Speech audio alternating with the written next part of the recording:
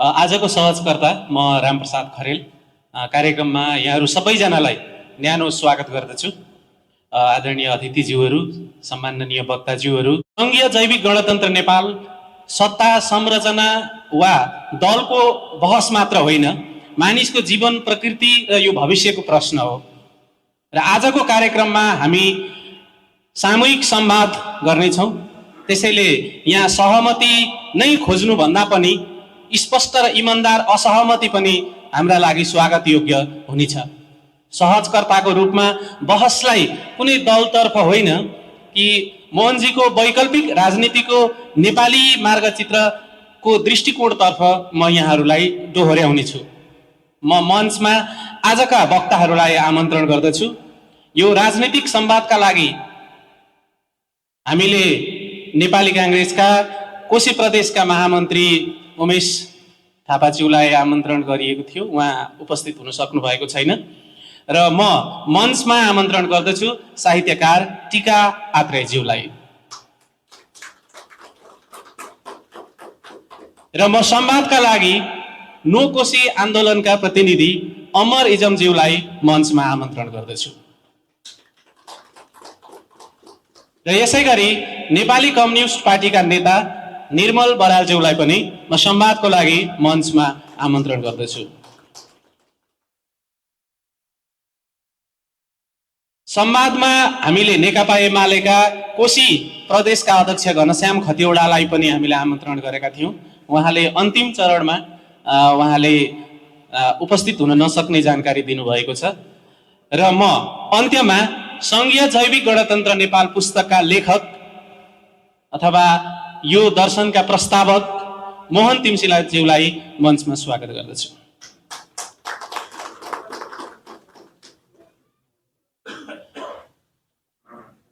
मञ्चमा सबै वक्ताहरू र लेखकज्यूको पनि उपस्थित भइसकेको छ।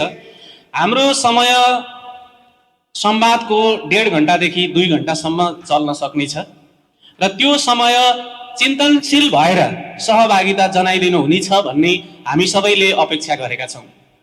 पुस्तकमा अथवा मोहनजीको यो दर्शनमा धेरै कुराहरू छन्। त्यसमध्ये हामी आज विशेषतः 5वटा विषयमा केन्द्रित भएर छलफल गर्नेछौँ। र यो जैविक सङ्घीय गणतन्त्र नेपालको जुन प्रस्ताव उहाँले अहिले नेपाली राजनीतिको विषयमा प्रस्ताव गर्नुभएको छ, त्यसभित्र रहेका विशेष गरी शासन प्रणाली, अर्थतन्त्रको सवाल, सामाजिक पर्यावरण, शिक्षा, स्वास्थ्य र प्रदेशको पुनः नामकरणका विषयहरूमा हामी छलफल केन्द्रित गर्नेछौँ। र सबैभन्दा पहिला यो संवादमा प्रश्नहरू मैले सोध्नुभन्दा अगाडि, जवाफहरू आउनुभन्दा अगाडि अथवा एउटा छलफलको क्रम चल्नुभन्दा अगाडि एकदमै छोटोमा यो सङ्घीय जैविक गणतन्त्र नेपाल जुन प्रस्ताव गर्नुभएको छ, दर्शनको रूपमा मोहनजीले लिएर आउनुभएको छ, एकदमै छोटोमा 3 मिनटभित्रमा सबैजनाले हामी के विषयमा छलफल गर्दैछौँ भनेर लेखकबाटै हामी 3 मिनट सुन्नेछौँ। Please Mohan sir. धेरै धेरै धन्यवाद। योभन्दा अगाडि चाहिँ जैविक दर्शन भन्ने पुस्तक प्रकाशित भएको थियो र सायद हामीले यही हलमा त्यसको औपचारिक लोकार्पण गरेका थियौँ। जैविक दर्शनले चाहिँ विश्व व्यवस्था कस्तो हुनुपर्छ, हाम्रो मान्छेको चिन्तन प्रणाली कस्तो हुनुपर्छ र मान्छे के गर्दा सुखी हुन्छ, के गर्दा आनन्दित हुन्छ भन्ने विषयमा जैविक दर्शन केन्द्रित थियो र त्यो चाहिँ आम विश्वको विषयमा केन्द्रित थियो। र त्यो विश्वको दृष्टिकोणलाई नेपाली सन्दर्भमा लागू गर्दाखेरि त्यो कस्तो हुन्छ भन्ने विषय चाहिँ सङ्घीय जैविक गणतन्त्र नेपालले व्यक्त गर्दछ। यहाँ सङ्घीय भनेर जोड गरिएको छ किनकि अहिले राजनीतिक माहौल चाहिँ एकात्मकता कि सङ्घात्मकता भन्ने विषयमा पनि बहस भएको हुनाले सङ्घीय भन्ने चिजलाई अगाडि ल्याइयो। अनि गणतन्त्र कि राजतन्त्र भन्ने विषयमा पनि अलिअलि चर्चा हुन थालेको हुनाले त्यो गणतन्त्र भन्नेलाई पनि नाममा ल्याइयो।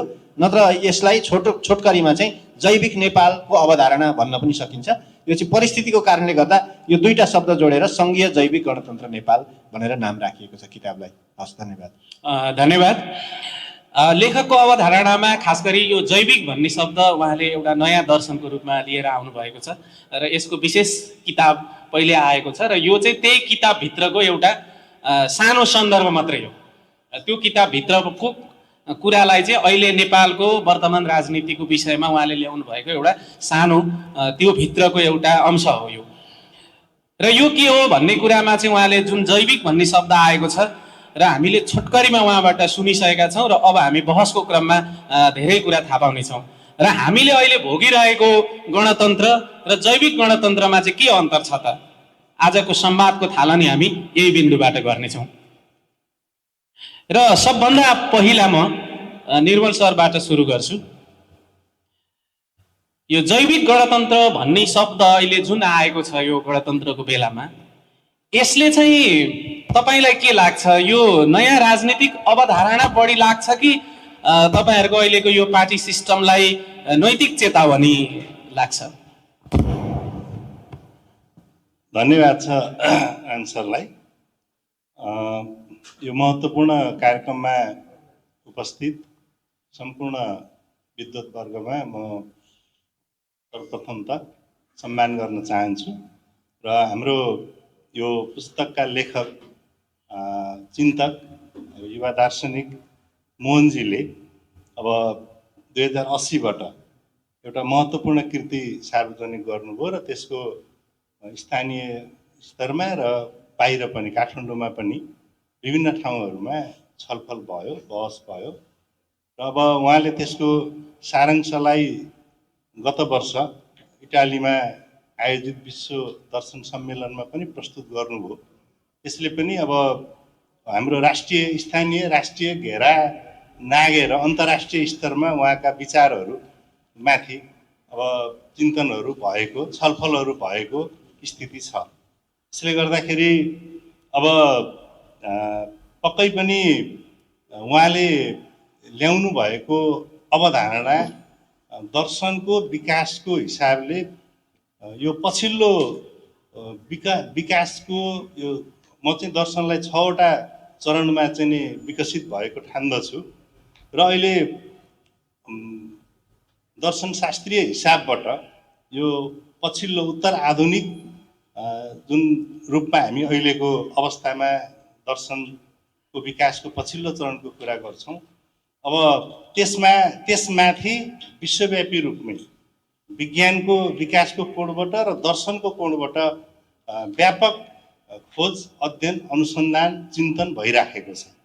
र यो सन्दर्भमा म चाहिँ अब मोहनजीले प्रस्तुत गर्नुभएको विचारलाई त्यो दर्शनकै विकासको यो चाहिँ यो पछिल्लो चरणको रूपमा आएको एउटा नयाँ चाहिँ यो विकसित चिन्तनको रूपमै मैले लिएको छु। धन्यवाद।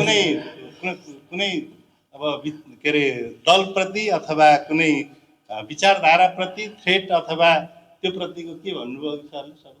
एउटा नैतिक चेतावनीको चेतावनी त्यो रूपमा होइन कि, त्यो रूपमा चाहिँ मैले त्यो त्यसरी बुझेको छैन कि यो विश्वव्यापी रूपमै अब नयाँ ढङ्गबाट विज्ञानको पनि र दर्शनको पनि विकासका नयाँ अवधारणाहरू आइराखेका छन्।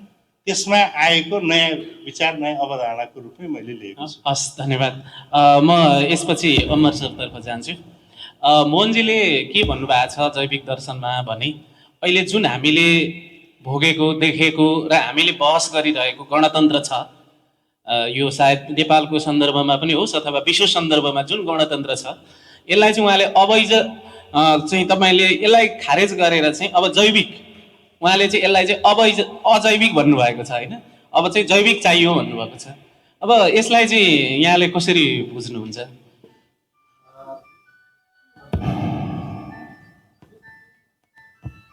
धन्यवाद छ हाम्रो कार्यक्रम सञ्चालक मित्रज्यू। र यो जैविक गणतन्त्र नेपालका हाम्रा लेखक मोहन रेग्मी सर र हाम्रा उपस्थित राजनीतिक दलका नेताजीहरू र पत्रकार मित्रहरू, तपाईहरूले नौकोशी आन्दोलनलाई यो प्लेटफर्म दिएर सम्मान गर्नुभएकोमा हार्दिक धन्यवाद व्यक्त गर्न चाहन्छु। ज्येष्ठ गुरु राजनीतिक दर्शनको विकासको क्रममा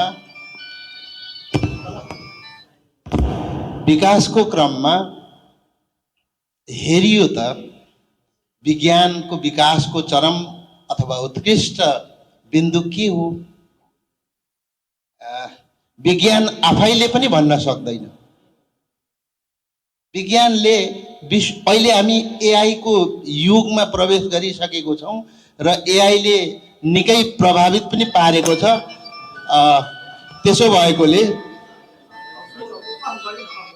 पक्कै पनि विज्ञानको उत्कृष्ट बिन्दुमा पुगेर विश्व नै तहस नहस हुने स्थिति देखा परेकोले पक्कै पनि जैविकताको कुरो आउँछ।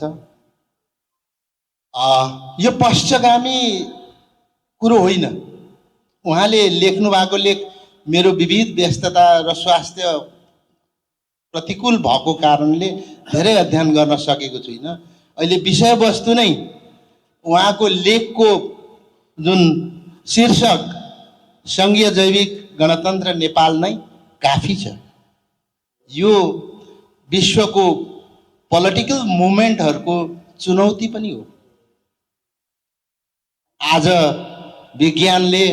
विज्ञानको प्रगतिले चन्द्रमामा घर बनाउने, मङ्गल ग्रहमा घर बनाउने परिकल्पना गर्दैछ भने हाम्रो संस्कृति, परम्परा, हाम्रो सभ्यताको कुरो त कसले खोज्ने? यी जैविक दर्शनले सायद पक्कै पनि ती विषयहरू जोडिन्छ। त्यसैले नौकोशी आन्दोलनलाई सम्झिनु भएको भन्ने मैले महसुस गरेको छु।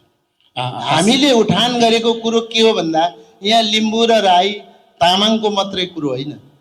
नेपालको जुन 2078 को जनगणनामा 142 जाति भेटेको छ, पाइएको छ, पुष्टि भएको छ।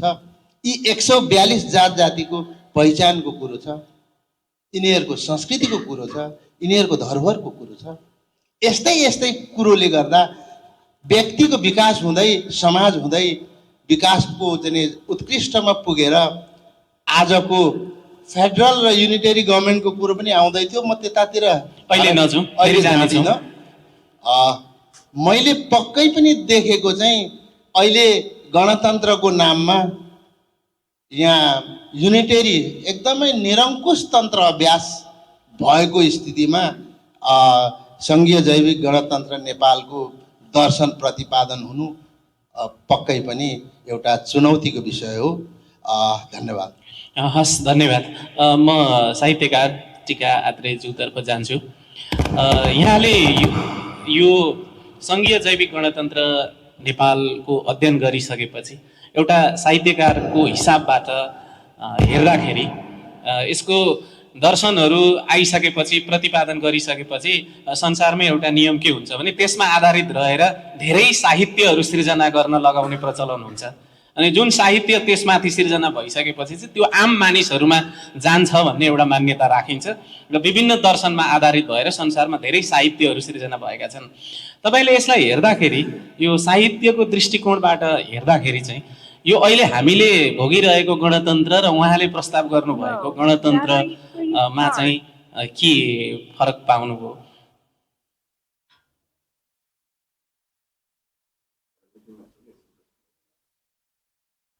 धन्यवाद प्रश्नका लागि।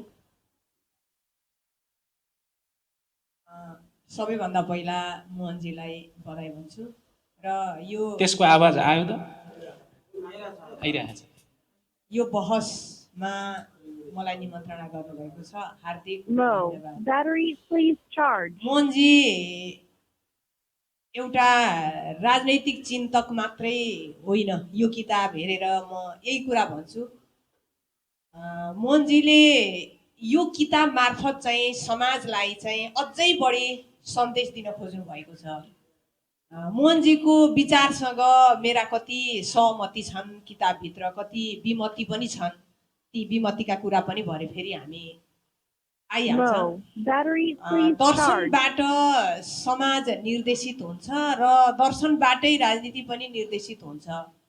यो किताबको नाममा माथिपट्टि वैकल्पिक राजनीतिको नेपाली मार्गचित्र भनेको छ। हामीले धेरैवटा विकल्पहरू फेरिसक्यौँ। धेरैवटा तन्त्रहरूले हामीलाई फटायो अथवा हामीले धेरैवटा तन्त्रहरू फटायौँ। यी सबैबाट हामी भुक्तभोगी छौँ। यी सबैबाट मौलिकताको चाहिँ कतै पनि उठान आएन। मौलिकतालाई नमासिकन अथवा हाम्रो मौलिकतालाई यथावत राखेर अनि राजनीति गर्यो भने चाहिँ सामाजिक, आर्थिक, राजनैतिक, सांस्कृतिक सबै कुराहरूको चाहिँ रूपान्तरण पनि सम्भव छ र आर्थिक समृद्धि पनि प्राप्त हुन्छ भन्ने कुरा चाहिँ यो किताबमा मूल रूपमा मैले चाहिँ भेटेकी छु। र सङ्घीयताको कुरो, गणतन्त्रको कुरा पनि अघि मोहनजीले गरिहाल्नुभयो। समय अनुसार परिष्कृत भएर जाने, परिमार्जन भएर जाने अथवा समयले मागेका कुराहरू पनि दिनुपर्ने र हाम्रा मौलिक कुराहरूलाई पनि यथावत राख्नुपर्ने कुराहरू चाहिँ यो पुस्तकमा मैले भेटेकी छु अहिलेलाई। हस्, धन्यवाद। यसपछि म निर्मल सरतर्फ जान्छु।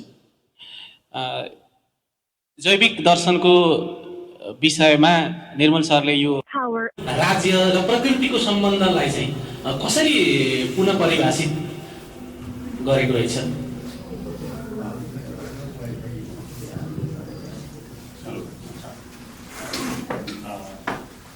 अब यो विषयमा मैले भन्नुभन्दा पनि मोहनजीले नै धेरै राम्रो तपाईँको विचारमा व्याख्या गर्नुभएको छ। उहाँले नै गर्नु उपयुक्त हुन्छ, किनभने आधिकारिकताको प्रश्नको कुरा पनि रह्यो। मेरो बुझाइको सन्दर्भमा चाहिँ अब विशेष गरी अब समग्र चाहिँ विषयलाई हाम्रो चाहिँ अब हाम्रो खानपानदेखि, हाम्रो चाहिँ कृषिदेखि, हाम्रो चाहिँ अब वातावरणदेखि, हाम्रो चाहिँ राजनीतिक व्यवस्थादेखि, शासन प्रणालीदेखि हरेक कुरा चाहिँ अब जैविक हुनुपर्छ भन्ने उहाँले पहिलो गर्नुभएको छ। त्यो विषय उहाँले महत्त्वपूर्ण ढङ्गले उठाउनु भएको छ र मूल कुरा पनि त्यही छ। त्यसो गर्दाखेरि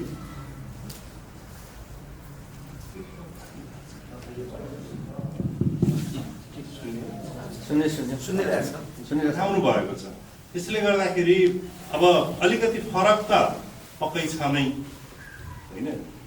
अलिकति होइन, निकै नै फरक छ। किनभने उहाँले अर्को कोणबाट उठाउनु भएको छ, भिन्न कोणबाट उठाउनु भएको छ। र अब अहिले विशेष गरी आधुनिक राजनीतिक विचारधारा जुन दर्शनमा टेकेर उभिएको छ त्यहाँ माथि नै उहाँले प्रश्न गर्नुभएको छ, होइन? चाहे त्यो अब पछिल्लो भनौँ न 18औँ शताब्दी यता विकसित भएका, 19औँ शताब्दीमा विकसित भएका सबै विचारधारा र दर्शनमाथि उहाँले प्रश्न उठाउनुभयो। त्यसले गर्दाखेरि अब मैले चाहिँ यसलाई निकै नै भिन्न र महत्त्वपूर्ण चाहिँ चिन्तनको रूपमै लिएको छु, होइन? अब त्यसो गर्दाखेरि अब समग्रतामा उहाँको चाहिँ जैविक दृष्टिकोण अथवा मौलिक दृष्टिकोण चाहिँ उहाँले चाहिँ प्रस्तुत गर्नुभएको मैले पाएको छु। हस्, धन्यवाद। म यसपछि अमर सरतर्फ जान्छु। अब हामीले अहिले भोगिरहेको जुन हाम्रो गणतन्त्र छ, उहाँले त नयाँ गणतन्त्रको प्रस्ताव गर्नुभएको, उहाँको छुट्टै छ। जे हामीले अहिले गरिरहेका छौँ त्योभन्दा छुट्टै उहाँले प्रस्ताव गर्नुभएको छ। समाजलाई हेर्ने दृष्टिकोण, विकासलाई हेर्ने दृष्टिकोण, अरू राज्यको संरचनाहरूलाई हेर्ने दृष्टिकोण सबै अहिलेको हामीले गरिरहेको गणतन्त्रभन्दा फरक छ। र उहाँको चाहिँ निष्कर्ष के छ भने अहिलेको गणतन्त्रले चाहिँ हामीलाई सही बाटोतर्फ डोराइरहेको छैन र यसरी नै जाने हो भने चाहिँ हामी कुनै बिन्दुमा पुगेपछि एउटा ठुलो दुर्घटनामा पुग्न सक्छौँ। त्यो दुर्घटना पुग्नुभन्दा अगाडि चाहिँ जैविक गणतन्त्र चाहिँ अथवा यो जैविक दर्शन चाहिँ राजनीति चल्नुपर्छ यसको आधारमा, अनि मात्रै समाज सही तरिकाले अगाडि जान्छ भन्ने उहाँको भनाइ छ यो किताब मार्फत, होइन? त्यसो हुँदाखेरि अब सरले सबै किताब पढि नसक्नु भएकोले मैले अलिकति यसलाई सजिलो बनाएर अहिले जुन हामीले यो गणतन्त्र भोगिरहेको छौँ यसले चाहिँ हामीलाई अथवा नागरिकहरूलाई बाँच्न सजिलो बनाइरहेको छ अथवा नागरिकहरूको जीवन स्तरको लागि अहिलेको गणतन्त्रले सहज बनाइरहेको छ कि यो अहिलेको मोडलको गणतन्त्रले चाहिँ सत्ता टिकाउने अथवा एउटा चुनावदेखि अर्को चुनावसम्म जाने जस्तो मात्रै परिस्थिति निर्माण गरिरहेको छ? कसरी यहाँले बुझिरहनु भएको छ? धन्यवाद छ।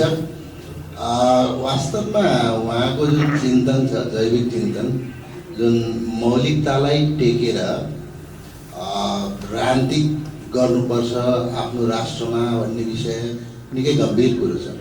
हामीले अहिलेसम्म अभ्यास गरिरहेको अवलम्बन गरिरहेको दर्शनहरू कम्युनिजम भयो होइन, समाजवाद भए के यी दर्शनहरू नेपालमै प्रतिपादन भएको हो त भन्ने प्रश्नतिर चाहिँ उहाँ लाग्नु भएको छ। अब जैविकता अथवा मौलिकता भन्ने विषय चाहिँ झन्डै पहिचानसँग जोडिएका विषय थोरै भिन्न मात्रै छ। हामीले पनि मैले थुप्रै किताबहरू हेरेँ। मैले व्यावहारिक रूपमा एउटा उदाहरण दिन्छु।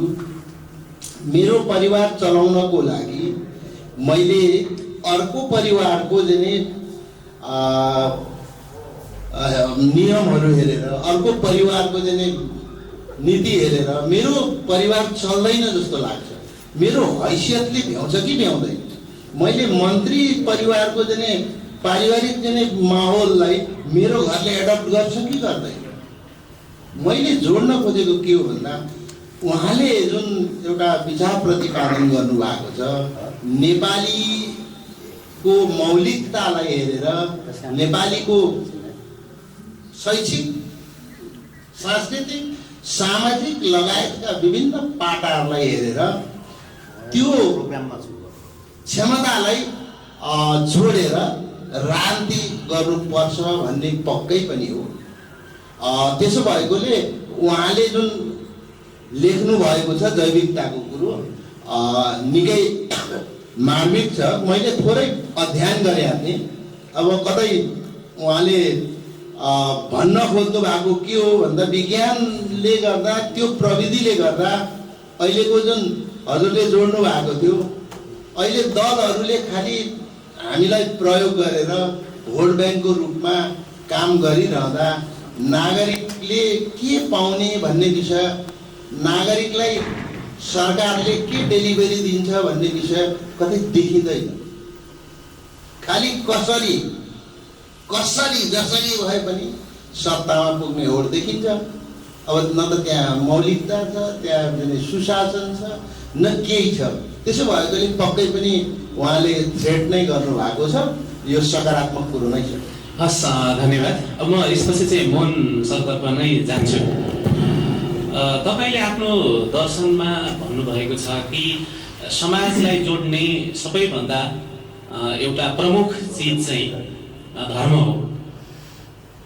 अरू कुनै चिजले पनि समाजलाई त्यसरी जोड्न सक्दैन जति धर्मले जोड्छ भन्ने तपाईँको जोड छ। त्यो कुरा लेख्नु भएको छ किताबमा। अब मानौ 2 वर्ष हुँदैछ तपाईँको दर्शन सार्वजनिक भएको।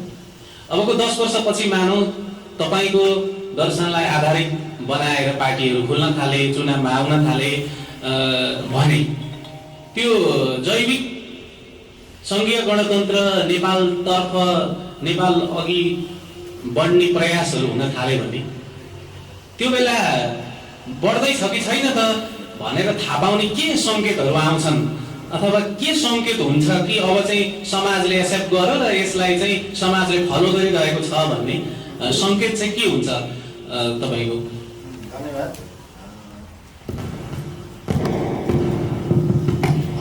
एकदमै महत्त्वपूर्ण प्रश्नको लागि राम सरलाई धन्यवाद। अघि धर्मको प्रसङ्ग उठिसकेको छ।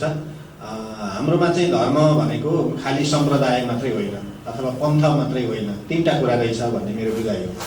एउटा चाहिँ ज्ञान प्रणाली पनि हो, किनकि धर्मभित्र ज्ञान प्रणाली छ। त्यो चाहे त्यो स्वास्थ्य विज्ञानसँग सम्बन्धित होस्, चाहे खगोल विज्ञानसँग सम्बन्धित होस्, चाहे जीव विज्ञानसँग सम्बन्धित होस्, चाहे मनोविज्ञानसँग सम्बन्धित होस्, सबै विषयका ज्ञान प्रणालीहरू छन् हाम्रो धर्मशास्त्रभित्र। दोस्रो कुरो, धर्म भनेको हाम्रो आइडेन्टिटी पनि हो। विभिन्न समुदायका आइडेन्टिटी अर्थात् त्यो पहिचान पनि रहेछ।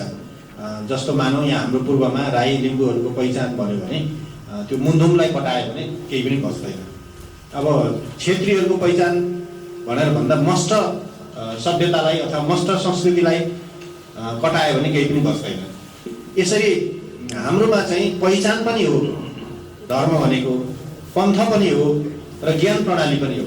र नेपाली समाज यति धेरै विविध छ। अघि सरले भन्दै 146 कति 142 जाति छन् भन्दै हुन्थ्यो।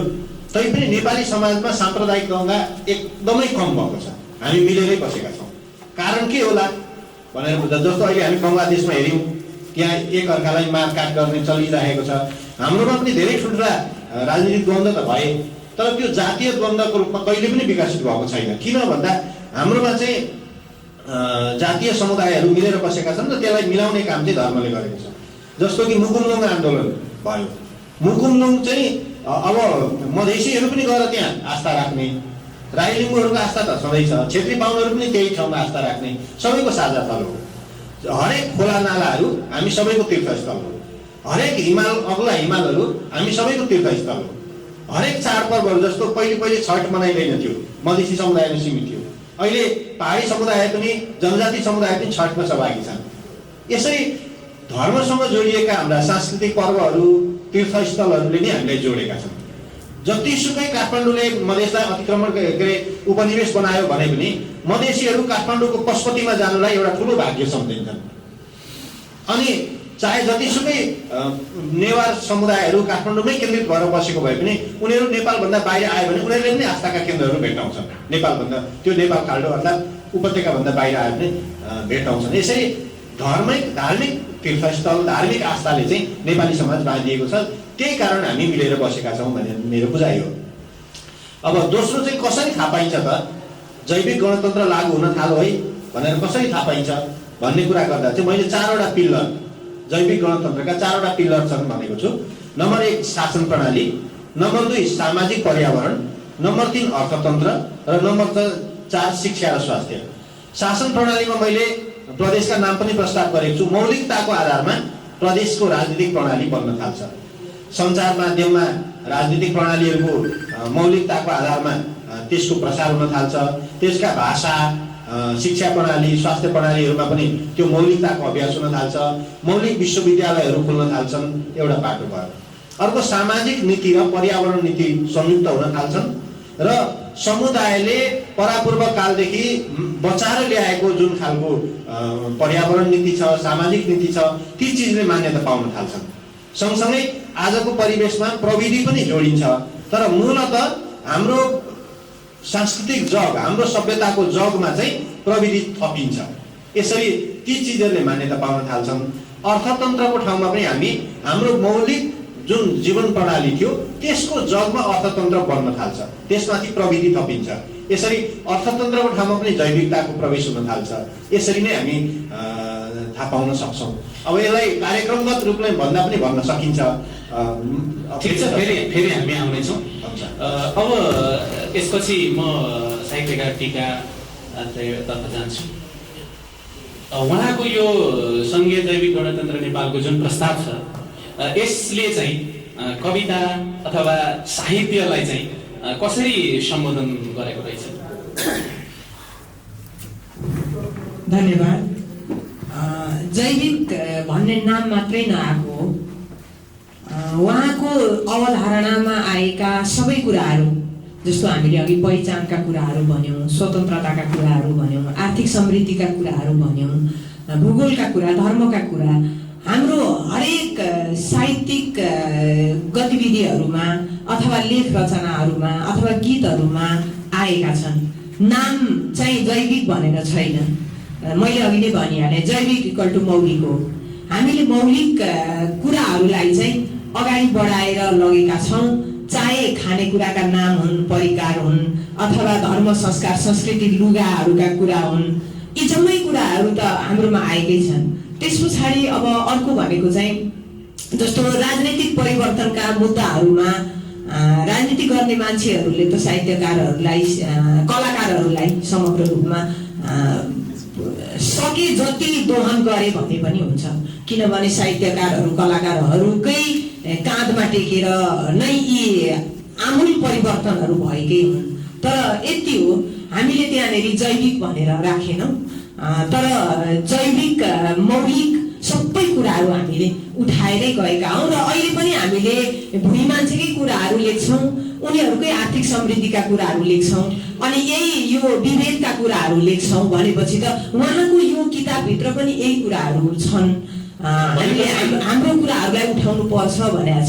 भनेपछि उहाँले चाहिँ यो साहित्यको क्षेत्रमा उहाँको दर्शनमा कुनै नयाँ कुरा आएन, तपाईँको भनाइअनुसार त्यो त हामीले पहिलेदेखि गरि नै रहेको थियो। होइन, नयाँ भनेको उहाँले के भन्नुभएको छ भने फेरि पनि हामीले हाम्रै कुराहरूलाई उठाएर लिएर जाउँदै भन्नुभएको छ।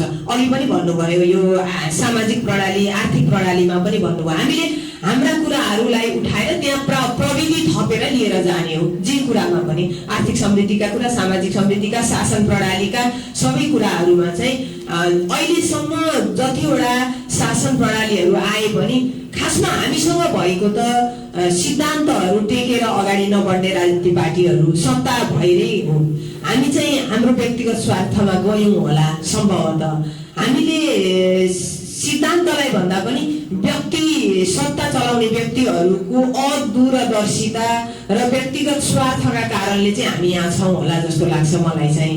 जैविक दर्शनमा पनि यिनै कुराहरू आएका छन् ताकि हाम्रो मौलिकतालाई अरूले नमिचोस् र यही मौलिकतालाई फक्राएर हामी अगाडि बढ्छौँ, फुलाएर फलाएर अगाडि बढौँ भन्ने नै उहाँको आह्वान हो, मलाई त्यो लाग्छ। हस्, धन्यवाद। म यसपछि निर्मल सरतर्फ जान्छु। नेपाली कम्युनिस्ट पार्टी अथवा नेपालका कुनै पनि कम्युनिस्ट पार्टीहरूले मार्क्सवादलाई आफ्नो मुख्य दर्शन मान्छन्। मोहन सरको दर्शन आइसकेपछि अरूले चाहिँ कसरी प्रतिक्रियाहरू दिएका रहेछन् भनेर मैले पनि थोरै अध्ययन गर्दा कतिले चाहिँ यसलाई चाहिँ मार्क्सवादको विस्तार अथवा मार्क्सवादको चाहिँ नेपाली व्याख्या भनेर पनि भनेका रहेछन्। यो पछि मोहन सरलाई पनि सोधौँला, तर तपाईँको विचारमा के यो मार्क्सवादको विस्तार वा नयाँ व्याख्या हो?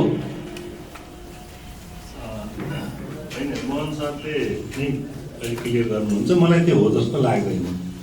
तर उहाँले उठाउनु भएका विषयहरू चाहिँ अब कम्युनिस्ट आन्दोलनले धेरै कुराहरू त स्वीकार गरिराखेका होइन, स्वीकार गर्न सक्ने विषय नै म देख्छु। अब मात्रै अब कार्यक्रमिक रूपमा जाँदा होइन, अब त्यहाँ धेरै कुराहरूमा चाहिँ विमति पनि रहन सक्छ, किनभने अब के अरे आइडियोलोजीको कुरामा अब अहिले सबै कुरा सहमत हुन्छ भनेर त म भन्न सक्दिनँ। तर उहाँले उठाउनु भएका विषयहरू चाहिँ नेपालको कम्युनिस्ट आन्दोलनले चाहिँ थप गर्नुपर्ने विषयहरू नै म देख्छु। धेरै कुराहरू जस्तै उहाँले अब मार्क्सवाद विशेष गरी अब युरोपमा विकसित भयो, युरोपको चेतना त्यतिखेरको चाहिँ नि विज्ञान प्रविधिको विकास, त्यतिखेरको दार्शनिक दर्शनको विकास, त्यतिखेरको चाहिँ समाजको युरोपियन समाजको विकासको सन्दर्भमा टेकेर मार्क्सवाद बनेको हो नि। मार्क्सले त नेपाल त अध्ययन गर्न पाउनु भएन। त्यसो गर्दा हाम्रा कतिपय पूर्वीय दर्शनका कतिपय महत्त्वपूर्ण चिजहरू छन् होइन, मौलिक चिजहरू छन्, विज्ञान सम्मत कुराहरू छन्। ती कुराहरू त हामीले परिमार्जन गर्न सक्छौँ नि, थप्न सक्छौँ नि। मार्क्सवाद भनेको त कुनै गीता, वेद, पुराण, बाइबल जस्तो त होइन, धर्मशास्त्र त्यहाँ कुनै हटाउन मिल्ने नमिल्ने, त्यो त तत्कालीन त्यो देशको त्यो समाजको चाहिँ अध्ययन गरेर त्यसलाई मौलिक ढङ्गले कार्यान्वयन गर्ने विचार हो। त्यसो गर्दाखेरि अब यो मार्क्सवादको विस्तार अथवा नयाँ व्याख्या होइन, त्यसलाई होइन, त्यसो त उहाँले हो भन्नुभएको छैन होइन। त्यो कसरी हामीले हो भन्न सक्छौँ, त्यो सही हुन्न त्यसो भन्नु। तर नेपालका कम्युनिस्टहरूले उहाँले उठाउनु भएका धेरै कुराहरूलाई स्वीकार गर्न सक्छन् भन्ने मलाई लाग्छ। हस्, धन्यवाद। यसपछि म अमर सरतर्फ जान्छु। यो जैविक दर्शनले चाहिँ तपाईँहरू त पहिचानको लडाइँमा पनि हुनुहुन्छ होइन, त्यो एउटा आन्दोलनमा हुनुहुन्छ। यो जैविक दर्शनले चाहिँ जनजाति, आदिवासी, अल्पसङ्ख्यकहरूलाई कसरी संरक्षण अथवा विकासलाई हेर्छ अथवा उनीहरूको मुद्दाहरूलाई चाहिँ यो जैविक दर्शनले कसरी बोकेको रहेछ, के पाउनुभयो? धन्यवाद राम सर। अब जैविक दर्शनले वास्तवमा मौलिकताको कुरो, विविधताको कुरो, विविधता बिचमा एकताको कुरोहरू उहाँले अघि भन्नुभयो, बडा सान्दर्भिक लागेको छ मलाई चाहिँ। किनकि मैले जोड्न चाहिँ कहाँ खोज्दैछु भन्दा उहाँको मैले पुरै किताब पढ्न पाएको भए सायद म आज हुँकारका साथ उहाँको दर्शनको बारेमा बोल्ने थिएँ। मैले हाम्रो निर्मल सरले जुन एउटा कुरो गर्नुभयो नि, नेपालको दलहरूले, नेपाली दलहरूले अहिलेसम्म अवलम्बन गरेको, अघि मैले भने जुन राजनीतिक दर्शन कम्युनिजम भयो, अघि समाजवाद साम्यवादको कुरो गरियो, ती समाजवाद साम्यवादहरूले जैविकताको कुरो सायदै सुन्न सकेको छैन। र आज हाम्रो सरले, मोहन सरले जुन लेख्नु भएको किताबले सिङ्गो नेपाली समाजलाई एउटा आँखा खोल्ने र समेटेर राजनीतिमा उहाँहरूको पनि सहभागी गराउने एउटा विचार ल्याउनु भएको छ। यो विचारले साँच्ची नै भन्ने हो भने अहिले हामी पहिचानको कुरो गरिरहने एउटा पक्षधरहरूलाई एउटा पिलरको काम गरेको महसुस गरेको छु। किनकि जैविकता माथि विविधताको कुरो आयो कि एकताको कुरो, अहिले यहाँ हाम्रो नेपालमा पनि धार्मिक द्वन्द्व चाहिँ आएको छैन, तर कोसिस हुँदैछ बिचमा। अब त्यसलाई त्यसरी बुझिदिनु होला। फेरि पनि हिजोको जुन मुभमेन्ट छ, जेनजी मुभमेन्टको समयमा पनि हामीले त्यस्ता अप्रिय घटनाहरू धर्मको नाममा लगायत जनजातिको नाममा भएको देखिएन। त्यसो भएकोले पक्कै पनि हाम्रो नेपाली समाजका नेपाली नागरिकको मानस पलटमा त्यस्तो चाहिँ छैन। र मैले देखेँ उहाँलाई बडा गजब लागेको छ, हेडिङ पनि साह्रै स्वादिलो लागेको छ। मात्रै सङ्घीय अनि जैविक गणतन्त्र नेपाल, यो चाहिँ पहिचानलाई नै टेक्न खोज्नु भएको छ। र सायद व्याख्यामा पनि उहाँले भरे भन्नुहुन्छ होला, महत्त्वपूर्ण एउटा योगदान गर्नुभएको लाग्यो मलाई। हस्, धन्यवाद। मैले यो संवादलाई दुईवटा श्रृङ्खलामा बनाएको छु। यो पहिला चाहिँ उहाँको जैविक दर्शनको विषयमा हामी छलफल गरिरहेका छौँ, र त्यसपछि हामी अघि मैले भनेका 5वटा विषयमा पनि फेरि संक्षेपमा दोस्रो चरणमा हामी छलफल गर्छौँ। म अमर सरलाई नै यसैमा एउटा थप सोधिहाल्छु। मोहन सरले चाहिँ अहिले जुन हाम्रो प्रदेशहरू भएको छ, यो प्रदेश संरचना नामकरण चाहिँ गलत छ, यो राइट चाहिँ के भयो भने हुन्छ भनेर एउटा प्रस्ताव गर्नुभएको छ, होइन? उहाँले चाहिँ के भन्नुभएको छ भने अब हामी अहिले यहाँ यो प्रदेशमा बसेर गर्दा अन्य प्रदेशको नाम पनि म सर भन्नेछु, तर हामी यो प्रदेशमा केन्द्रित हुन्छौँ। जस्तो उहाँले चाहिँ मस्ट प्रदेश, बुद्धभूमि प्रदेश, मुक्तिनाथ प्रदेश, स्वयम्भूनाथ प्रदेश, वैदिक प्रदेश र मुन्धुम प्रदेश भनेर उहाँले चाहिँ अब यसरी चाहिँ पुनः नामकरण हुनुपर्छ नेपालको प्रदेशहरूलाई भनेर चाहिँ उहाँले जम्मा 6वटा प्रदेशहरूको परिकल्पना गर्नुभएको छ, होइन? 6वटा, अहिले हामीसँग 7वटा प्रदेशलाई 6वटा प्रदेशमा उहाँले परिकल्पना गर्नुभएको छ। र अहिले तपाईँहरू कोशी नाममा विमति छ, आन्दोलनमा हुनुहुन्छ, उहाँ पनि विमतिमा हुनुहुन्छ। उहाँले चाहिँ मुन्धुम प्रदेश भनेर यो अहिलेको कोशी प्रदेशलाई चाहिँ मुन्धुम प्रदेश भन्नुपर्छ भनेर किताबमा यहाँ प्रस्ताव गर्नुभएको छ। यदि मोहनजीको प्रस्ताव लाग्ने हो भने तपाईँहरूले गरिरहेको अहिले पहिचानको आन्दोलन, पुनः नामकरणको आन्दोलन, नो कोशी आन्दोलन चाहिँ यो मुन्धुम प्रदेशसँग सहमत जनाउन सक्छ तपाईँहरूको आन्दोलनले? धन्यवाद छ। म प्रदेशको सङ्ख्याको बारेमा बोलिनँ। अहिले 7वटा प्रदेशमा 6वटा चाहिँ प्रदेशको नामकरण उहाँले प्रस्ताव गर्नुभएको छ। 1 नम्बर प्रदेशलाई मुन्धुमी प्रदेश भन्नुभएको छ। अब यो मुन्धुमी प्रदेश स्वीकार्ने या नस्वीकार्ने भन्दा पनि उहाँले प्रदेश नम्बर 1मा विभिन्न मुन्धुमी स्थलहरू, खोवालुङ, मुकुमलुङ, अझ थुप्रै हाम्रो लिम्बू समुदायको त उद्गम थलो पनि प्रदेश नम्बर 1कै हो। हाम्रो चोतुङहरू भन्छ, हाम्रो जस्तो माङ्गेना यगहरू भन्छन्। अब पोखरीहरूको नाम, तालहरूको नाम, मुन्धुमी नामहरू प्रशस्त भएकोले उहाँले चाहिँ प्रस्ताव गर्नुभएको छ। त्यो अब हामीले यसलाई ठ्याक्कै स्वीकार्ने नस्वीकार्ने भन्ने विषय अब भविष्यमा बसेर बहस छलफल गरेर यसलाई एउटा निष्कर्षमा जान सकिन्छ। भनेपछि यो तपाईँहरूको लागि सकारात्मक नै छ होइन, उहाँले जुन जैविकताको कुरोसँग जोडेर प्रदेशहरूको नाम जैविक नाम राख्नु भएको छ, त्यो त सकारात्मक छ।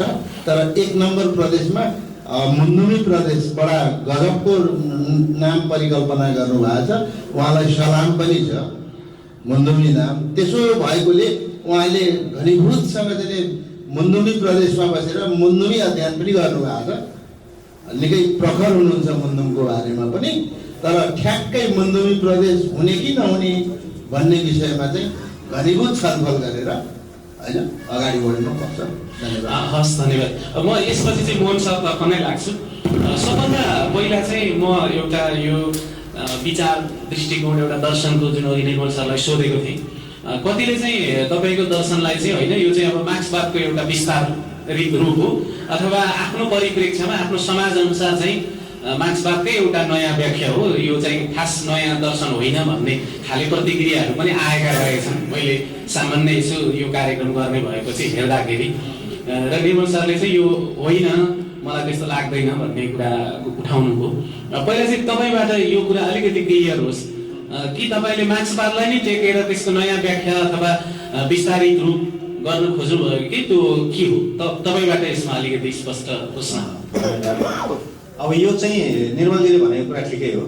यो मार्क्सवादी चिन्तन परम्परा भन्दा अलग चिन्तन परम्परा हो जैविक दर्शन भनेको। मार्क्सवादी चिन्तन परम्परा चाहिँ एरिस्टोटलियन चिन्तन परम्पराको अन्तिम विस्तार हो। एरिस्टोटलियन चिन्तन परम्परालाई चाहिँ हामी यान्त्रिक चिन्तन परम्परा पनि भन्न सक्छौँ।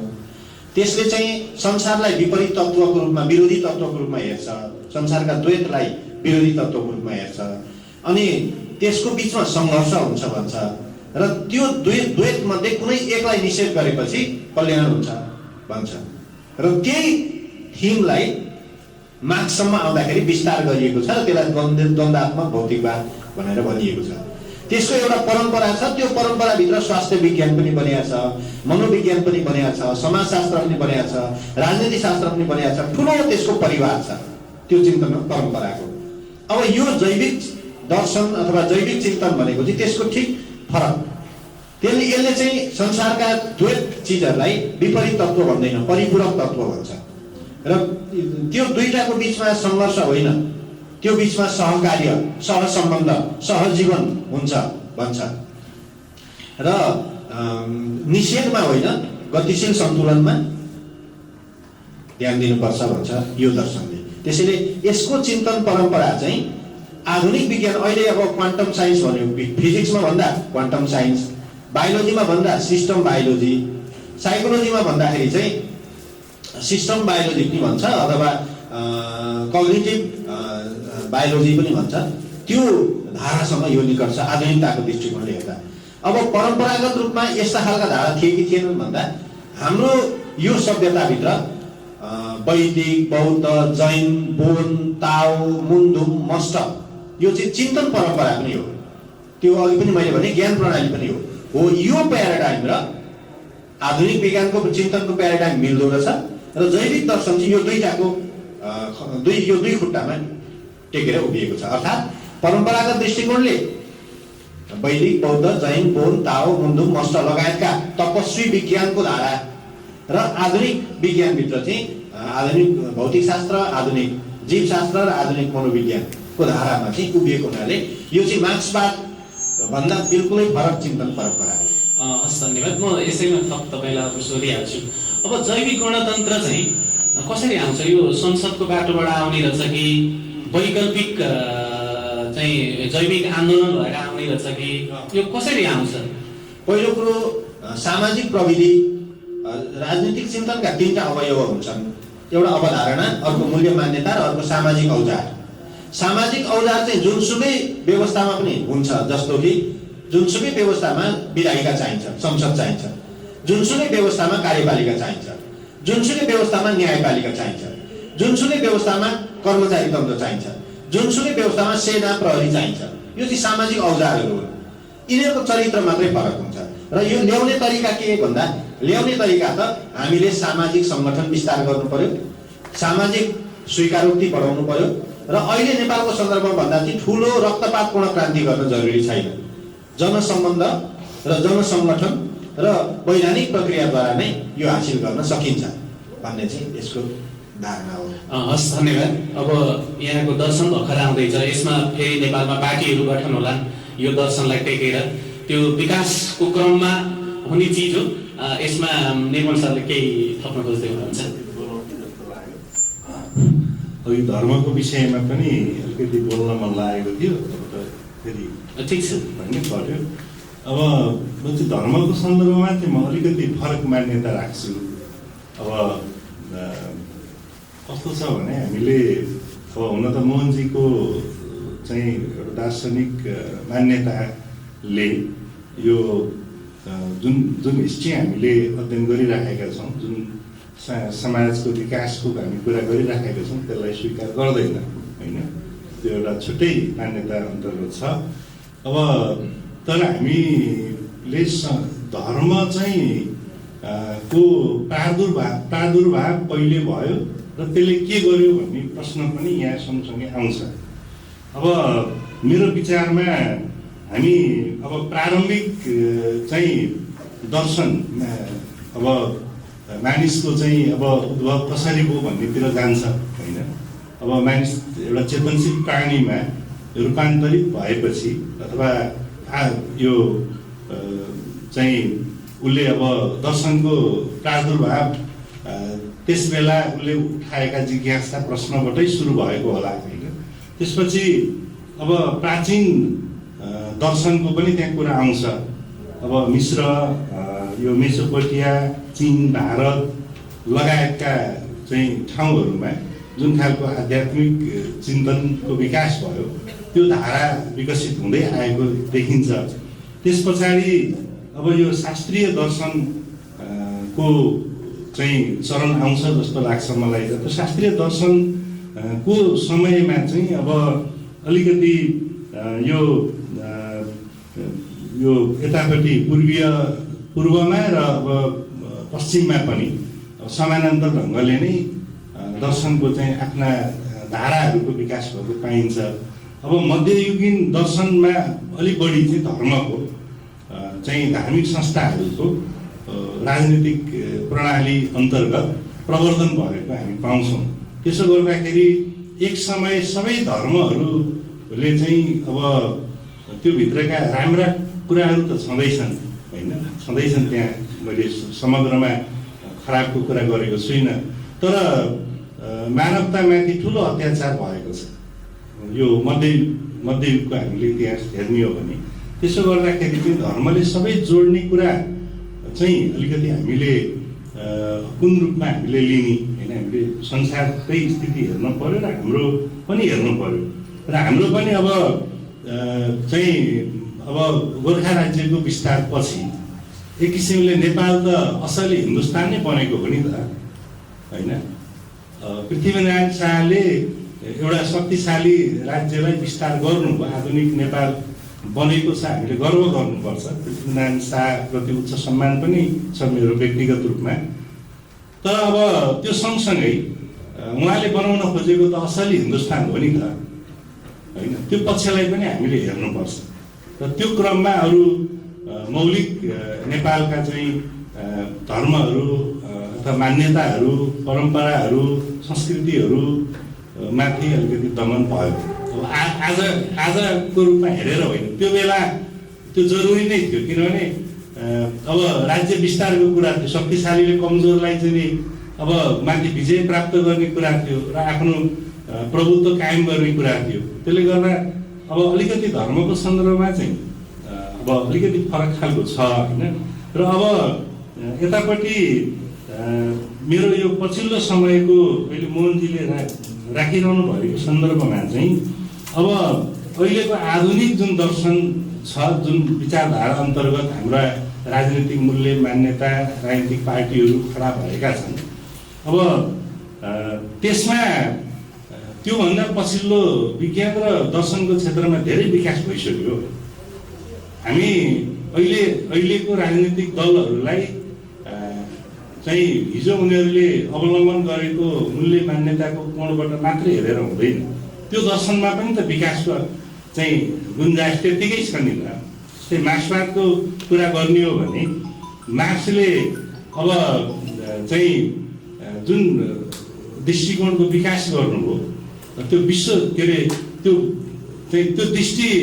दृष्टिकोण चाहिँ सार्वभौम सत्य हो भन्छौँ हामी होइन, द्वन्द्ववादी दृष्टिकोणलाई। त अरू चिजहरू त्यसको आधारमा सम्बन्धित समाजको चाहिँ के अरे अवस्थालाई विश्लेषण गरेर मौलिक रूपमा चाहिँ त्यहाँको मौलिकतालाई मध्यनजर गरेर गरिने सामाजिक क्रान्ति, सामाजिक परिवर्तन त अहिले पनि त त्यत्तिकै आवश्यक छ। त्यसो गर्दाखेरि मैले यहाँ अलिकति जोड दिन खोजेको चाहिँ अब Hegel, marks, नित्से, Russell, फुको, Sartre, marks को वरिपरिको एउटा कुरा भयो। त्योभन्दा यतापट्टि आइसकेपछि अघि नै मोहनजीले भन्नुभयो विज्ञानमा पनि धेरै ठुलो विकास भयो। कृत्रिम बौद्धिकताको कुरा थिएन त्यतिखेर होइन। अब अन्तरिक्ष अनुसन्धान आज कहाँ पुगेको छ, हामी त्यो ठाउँमा छैनौँ नि त। त्यसै गरी क्वान्टम विज्ञान, टेक्नोलोजी र जेनेटिक्सको चरणमा अहिलेको साइन्स पुगिराखेको छ र अब जलवायु विज्ञानको क्षेत्रमा पनि नयाँ खोज अनुसन्धानहरू भइराखेका छन्। त्यसै गरी यो दर्शनमा पनि यी चिजहरू प्रतिबिम्बित हुन्छन् होइन, आउँछ र दर्शनको धारा पनि यही हिसाबले चाहिँ विकसित हुँदै जान्छन्। मैले चाहिँ अलिकति अघि सुरुमा राख्न खोजेको कुरा के थियो भने यो पछिल्लो 19औं शताब्दी को एउटा चाहिँ चरणमा विकास भएका मूल्य मान्यता भन्दा विज्ञान पनि नयाँ ढङ्गले विकास भएको छ, चाहिँ दर्शन पनि नयाँ ढङ्गले विकास भएको छ र पछिल्लो चरणमा मोहनजीले ल्याउनु भएको कुरा चाहिँ त्यहाँनिर चाहिँ हामीले चाहिँ सकारात्मक रूपमा लिन्छौँ। अब सहीपना त उहाँले प्रश्न उठाएको कारणले गर्दा, जस्तै मार्क्सवादमाथि प्रश्न उठाउनु भयो होइन, अब पुँजीवादमाथि प्रश्न उठाउनु भयो, समाजवादमाथि प्रश्न उठाउनु भयो, सबै अहिले पछिल्ला चाहिँ दार्शनिक र सामाजिक प्रणालीमाथि त उहाँले प्रश्न उठाएर नयाँ चिज उभ्याउनु भयो नि त। त्यसले गर्दा सही यसै गरी त हो विकास हुने। मैले त्यो हिसाबमा चाहिँ मैले सुरुमा यसलाई चाहिँ सकारात्मक रूपमा चाहिँ हामीले लिनुपर्छ भन्न खोजेको हो। हस्, धन्यवाद। अब म ठ्याक्कै अर्को चरणमा लानुभन्दा अगाडि टिका म्यामलाई एउटा प्रश्न राख्छु र अनि हामी अर्को चरणमा जान्छौँ। यो सङ्घीय जैविक गणतन्त्र नेपालको जुन उहाँले चाहिँ वैकल्पिक राजनीतिको नेपाली मार्गचित्र भनेर दिनुभएको छ, यसले चाहिँ उहाँले चाहिँ अरूको दर्शनलाई त एकदमै यान्त्रिक भन्नुभएको छ होइन। यान्त्रिक भनेपछि चाहिँ यो चाहिँ अलिकति मानवीय संवेदनाले भरिएको, अलिकति जीवनसँग नजिक हुनु पर्यो।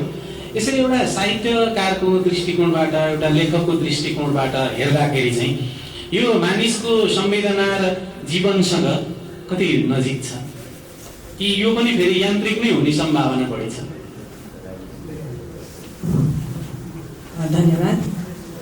मानिसको जीवनसँग यो दर्शन कति नजिक छ भन्ने कुरा पनि हो। अब हाम्रो जीवन भनेको चाहिँ सबैभन्दा ठुलो कुरा खुसी हो। उहाँले यहाँ धेरै पटक भन्नुभएको छ हामी चाहिँ अर्थतन्त्र आर्थिक वृद्धिका पछाडि दगुरिराख्यौँ। आर्थिक वृद्धि चाहिँ सम्पूर्ण कुरा होइन, सम्पूर्ण प्राप्ति होइन। खासमा हामीले खोजेको चाहिँ आर्थिक वृद्धिको माध्यमबाट हामीले हाम्रो जीवनको गुणस्तरीयता खोजेको। हाम्रो जीवनको गुणस्तरीयता भनेको हाम्रो जीवनको खुसी हो। यो खुसीलाई चाहिँ हामीले हाम्रै माटोमा, हाम्रै उत्पादनले पूर्ण गर्नुपर्छ भनेर उहाँले यहाँ लेख्नु भएको छ। हाम्रो यहाँ यो किताब पढ्दै गर्दाखेरि चाहिँ मलाई अर्को एउटा अष्टज भर्खरै हामीले एउटा कार्यक्रम पनि हेरेका थियौँ। त्यो अष्टजको सिद्धान्त पनि यहाँ आएर चाहिँ ठोकिन्छ क्या, यो किताबमा चाहिँ ठोकिन्छ। जे उहाँहरूको त्यो अवधारणा मिल्छ। हामीले हाम्रै जङ्गल, हाम्रै जमिन, हाम्रै जनशक्तिलाई चाहिँ किन परिचालन नगर्ने र यति ठुलो अहिले पनि यति ठुलो सङ्ख्यामा चाहिँ हाम्रा युवाहरू विदेश जानुभएको छ। यो जनसाङ्ख्यिक लाभांश भन्छ। यो जनसाङ्ख्यिक लाभांशलाई चाहिँ हामीले युटिलाइज गर्न सक्यौँ भने चाहिँ यो खुसी मिल्छ भन्ने अवधारणा चाहिँ लेखकको अवधारणा पनि हो। र यो जनसाङ्ख्यिक लाभांश चाहिँ खासमा लामो समय रहँदैन, एउटा आउँछ र गइहाल्छ।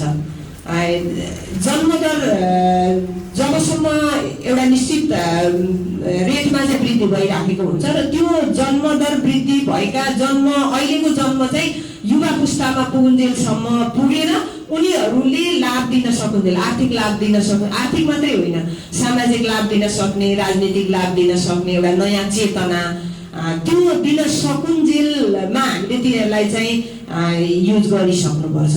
नत्र भने त्यो हाम्रो मौका पनि जान्छ। त्यो कुरालाई पनि उहाँले समेट्नु भएको छ। र सबैभन्दा ठुलो कुरा के छ भने उहाँले भन्नुभएकै कुरा चाहिँ हामीले हाम्रो मौलिकतालाई संरक्षण गरौँ, हाम्रै मौलिकतालाई माथि उठाउँ, हाम्रै मौलिकताबाट हामीले हाम्रो अर्थतन्त्र, हाम्रो राजनीतिक तन्त्र जुन छ त्यसलाई चाहिँ हामीले पूर्ण गराउन सक्छौँ। हामी अरूको तन्त्रमा चाहिँ भर नपरौँ। उहाँले पटक पटक भन्नुभएको चाहिँ खासमा बेलायतबाट आएका यी धेरै कुराहरू उहाँले जोड्नु भएको छ होइन। हरेक कुराहरूको अवधारणा, हरेक कुराको जैविक सिद्धान्त र हरेक कुराहरूमा चाहिँ नेपालको सन्दर्भ जोड्नु भएको छ। ती नेपालको सन्दर्भ जोड्ने क्रममा चाहिँ हरेक शीर्षकहरूमा यहाँ थुप्रै शीर्षकहरू छन्। ती शीर्षकहरूमा चाहिँ नेपाली माटोमा नेपाली त्यो इतिहास अझ भने परम्पराबाट आएका सबै कुराहरूलाई चाहिँ हामीले युज गर्न सक्यौँ भनेदेखि चाहिँ हाम्रो खुसी प्राप्त हुन्छ भन्ने कुरालाई चाहिँ उहाँले उल्लेख गर्नुभएको छ। मलाई चाहिँ त्यो लाग्छ। त्यसैले यो जैविक उहाँको जैविक सिद्धान्त छ, त्यो जैविक सिद्धान्त हाम्रो समाजसँग चाहिँ एकदमै रिलेटेड छ भन्ने लाग्छ मलाई। तर अब त्यसमा अन्यको साथलाई चाहिँ हामीले लिँदै नलिने, जस्तो बेलायतको उहाँले धेरै प्रसङ्ग जोड्नु भएको छ, लिँदै नलिने भनेर त साध्य हुँदैन। किनभने हामी त्यति धेरै आफैले त्यो प्रगति गर्ने अवस्थामा पनि छैनौँ। कहिलेकाहीँ चाहिँ अरूको कुराहरूलाई हेरेर पनि हामीले सिक्नुपर्ने चाहिँ हुन्छ। त्यसैले उदाहरणको रूपमा चाहिँ हामीले लियौँ, तर शरणै चाहिँ नपरौँ, उनीहरूमै लहरा लागेर नजाउँ भन्ने चाहिँ मलाई लाग्छ। हस्, धन्यवाद। अब हामीले विषयहरू यहाँ यति उठे कि कतिपय चाहिँ अब फेरि अर्कोचोटि कार्यक्रम गरेर फेरि बहस गर्ने विषयहरू पनि यहाँ उठे होइन। ज्ञान परम्परा, हाम्रो हिमाली ज्ञानको इतिहास, त्यसको परम्परा, त्यहाँबाट विकास भएका सिद्धान्तहरूदेखि लिएर विश्वमा प्रतिपादन भएका र अहिले मानवहरूले प्रयोग गरिरहेका सिद्धान्तहरू धेरै छन्।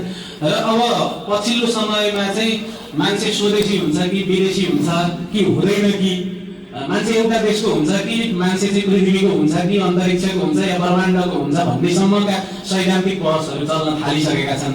अब ज्ञानलाई हामीले स्वदेशी भन्ने, विदेशी भन्ने नभन्ने यो एउटा ठुलो पाटो छ र त्यसको फेरि हामी पछि बहस गरौँला। आज चाहिँ हामी यसमा केन्द्रित छौँ। अब चाहिँ म अर्को श्रृङ्खलातर्फ अर्कोतिर लान्छु। यो चाहिँ एकदमै हामीले ठ्याक्कै उहाँको दर्शन, उहाँको सिद्धान्तमा मात्रै गयौँ।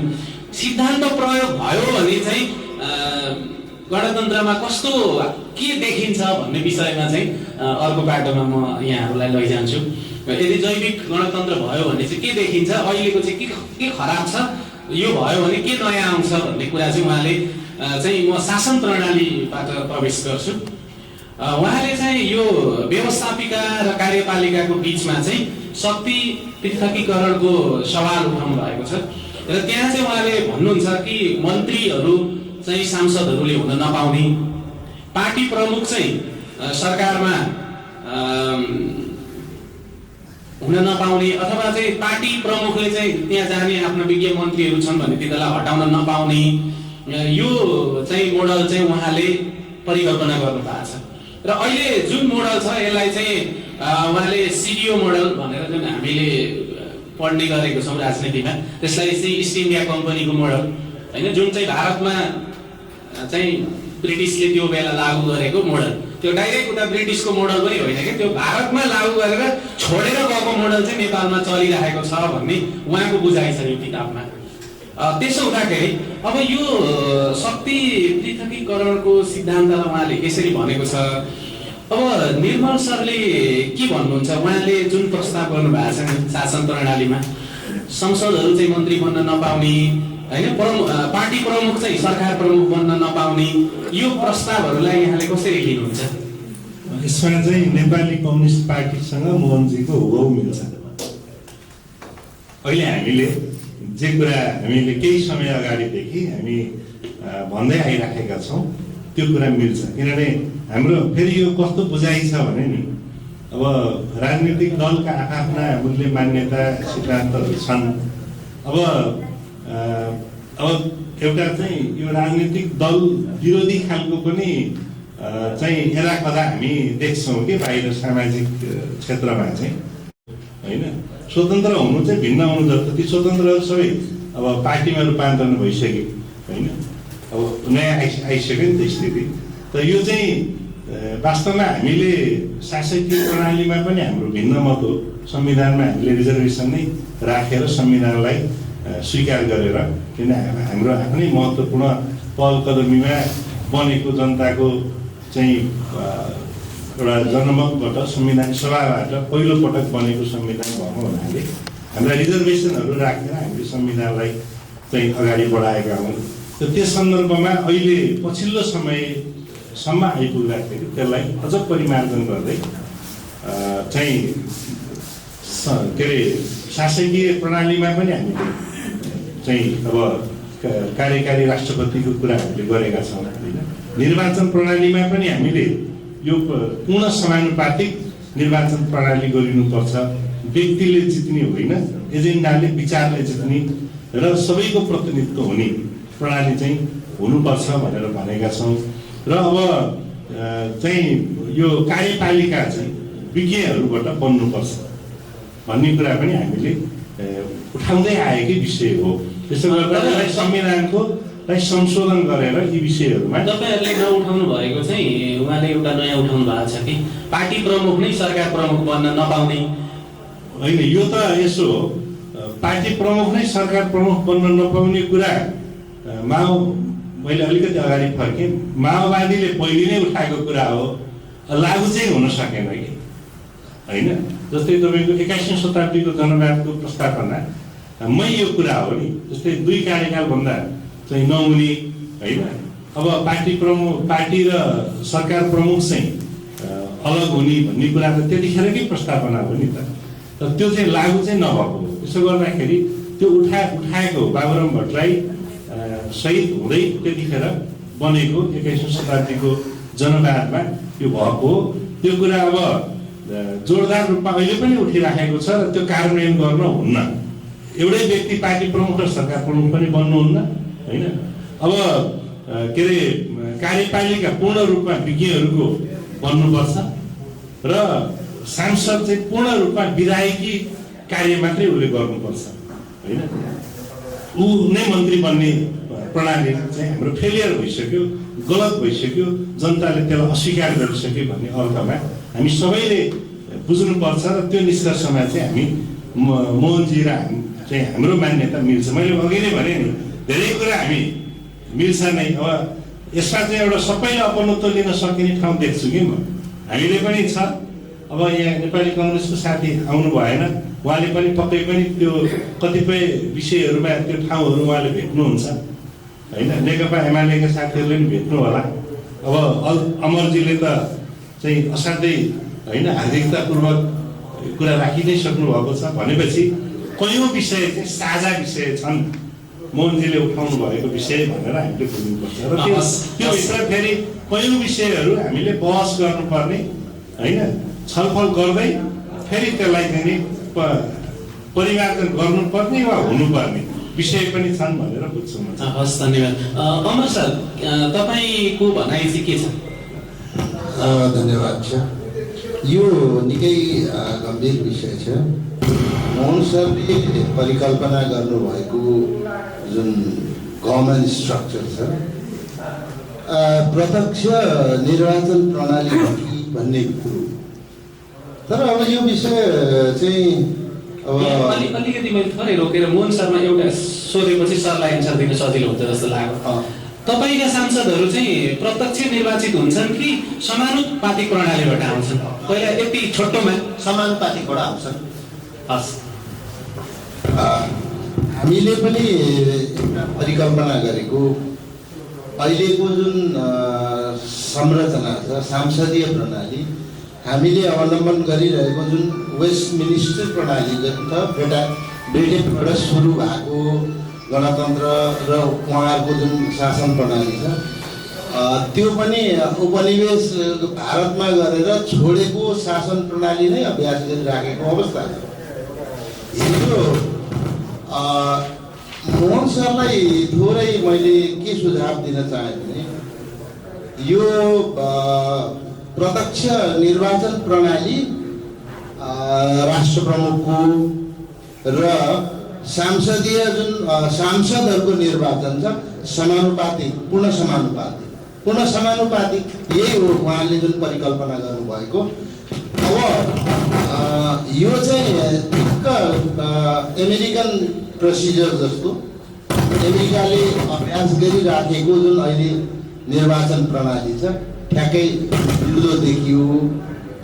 त्यो प्रक्रियामा कहिले कहिले के हुन्छ भने प्रत्यक्ष निर्वाचनबाट गएको जुन सरकार प्रमुख निरङ्कुश बन्ने सम्भावना पनि देखिन्छ थोरै। जस्तो अमेरिकामा एउटा घटना घटेको छ, राष्ट्रपति लेडी हुनुहुन्थ्यो, उहाँलाई महाभियोगको कुरो भयो, तर पछिल्लो चरणमा माफी मिना गरेर महाभियोग चाहिँ लागेन। त्यसो भएकोले त्यहाँ पनि थोरै निरङ्कुशता देखिन्छ। अब त्यहाँ एउटा समस्या मैले देखेको, मन्त्रीमण्डल भन्दा पनि त्यहाँ चाहिँ त्यहाँका जुन सरकार प्रमुखहरू हुन्छन्, जस्तो राष्ट्रपति पछाडि विदेश मन्त्री, फरेन सेक्रेटरी भन्छ, मन्त्री भन्दैन उता। हामी उहाँबाट फरेन सेक्रेटरी आउनुभयो भने चाहिँ अमेरिकाको विदेश मन्त्रीज्यू आउनु भएको छ। तर त्यो नियुक्तिको बेला विज्ञताको आधारमा नियुक्ति गर्नुपर्छ, तर त्यो फेयरनेस चाहिँ अलिक कतै समस्या देखिन्छ। बाँकी उहाँले परिकल्पना गर्नुभएको सरकारको संरचना छ उत्कृष्टै छ र हाम्रो पनि अहिले म्यान्डेट यतैतिर यस्तै सरकार हुनुपर्छ अनि निरङ्कुश हुँदैन। सांसदले खालि नीति बनाउने, बाँकी अब ब्युरोक्रेट्स त त्यहाँ अब अघि विविध कुरोहरू छन् ती जोडिहाल्छन् र उहाँले परिकल्पना गर्नुभएको जुन एउटा सरकारको जुन पद्धति छ ठिकै छ। हस्, धन्यवाद। यसपछि हामी उहाँले उठाउनु भएको अर्को कुरा छ शिक्षा र स्वास्थ्य। उहाँले चाहिँ खास गरी उहाँको मूल अगाडिको किताबमा पनि यसमा पनि उहाँले जोडदार रूपमा चाहिँ के उठाउनु भएको छ, के लेख्नु भएको छ भने हाम्रो शिक्षा नीति, हाम्रो शिक्षा प्रणाली र हाम्रो ज्ञानको परम्परा जे छ त्यो चाहिँ यहाँको हिमाली दर्शनमा आधारित हुनुपर्छ र हामी किन विकसित हुन सकेनौँ भन्दा हामीले चाहिँ अन्यत्रबाट, खास गरी उहाँले युरोप धेरै भन्नुभएको छ, युरोपको चाहिँ शिक्षा नीति हामीले र युरोपमै विकास भएको ज्ञानहरू चाहिँ नेपालमा लिएर आयौँ र त्यसलाई लागू गर्न खोज्यौँ। त्यसले गर्दा चाहिँ हाम्रो शिक्षा पनि सही भएन र हाम्रो समाजको जीवन पद्धति र युरोपको ज्ञान प्रणाली चाहिँ म्याच भएन। त्यसो हुँदाखेरि त्यो हाम्रो सिकाइमा त्यो बाधा भयो र हामी चाहिँ विकसित हुन सकेनौँ भन्ने उहाँको शिक्षामा एउटा निष्कर्ष छ। अब योलाई चाहिँ उहाँले वर्चस्व भन्नुहुन्छ क्या, युरोपको शिक्षा नीतिको वर्चस्व हो यहाँ भन्नुहुन्छ। यो विषयमा चाहिँ म पहिला शिक्षामै बढी काम गरिरहनु भएकोले टिका म्यामबाट म यो प्रश्नलाई लैजान्छु। अब हामीले चाहिँ के छ, अहिले नै यो जे चलिरहेको शिक्षा नीतिलाई फ्याट्टै छोडेर उहाँको दर्शनमा आधारित अर्को शिक्षा नीति बनाएर हामी जान सक्ने अवस्था छ? धन्यवाद।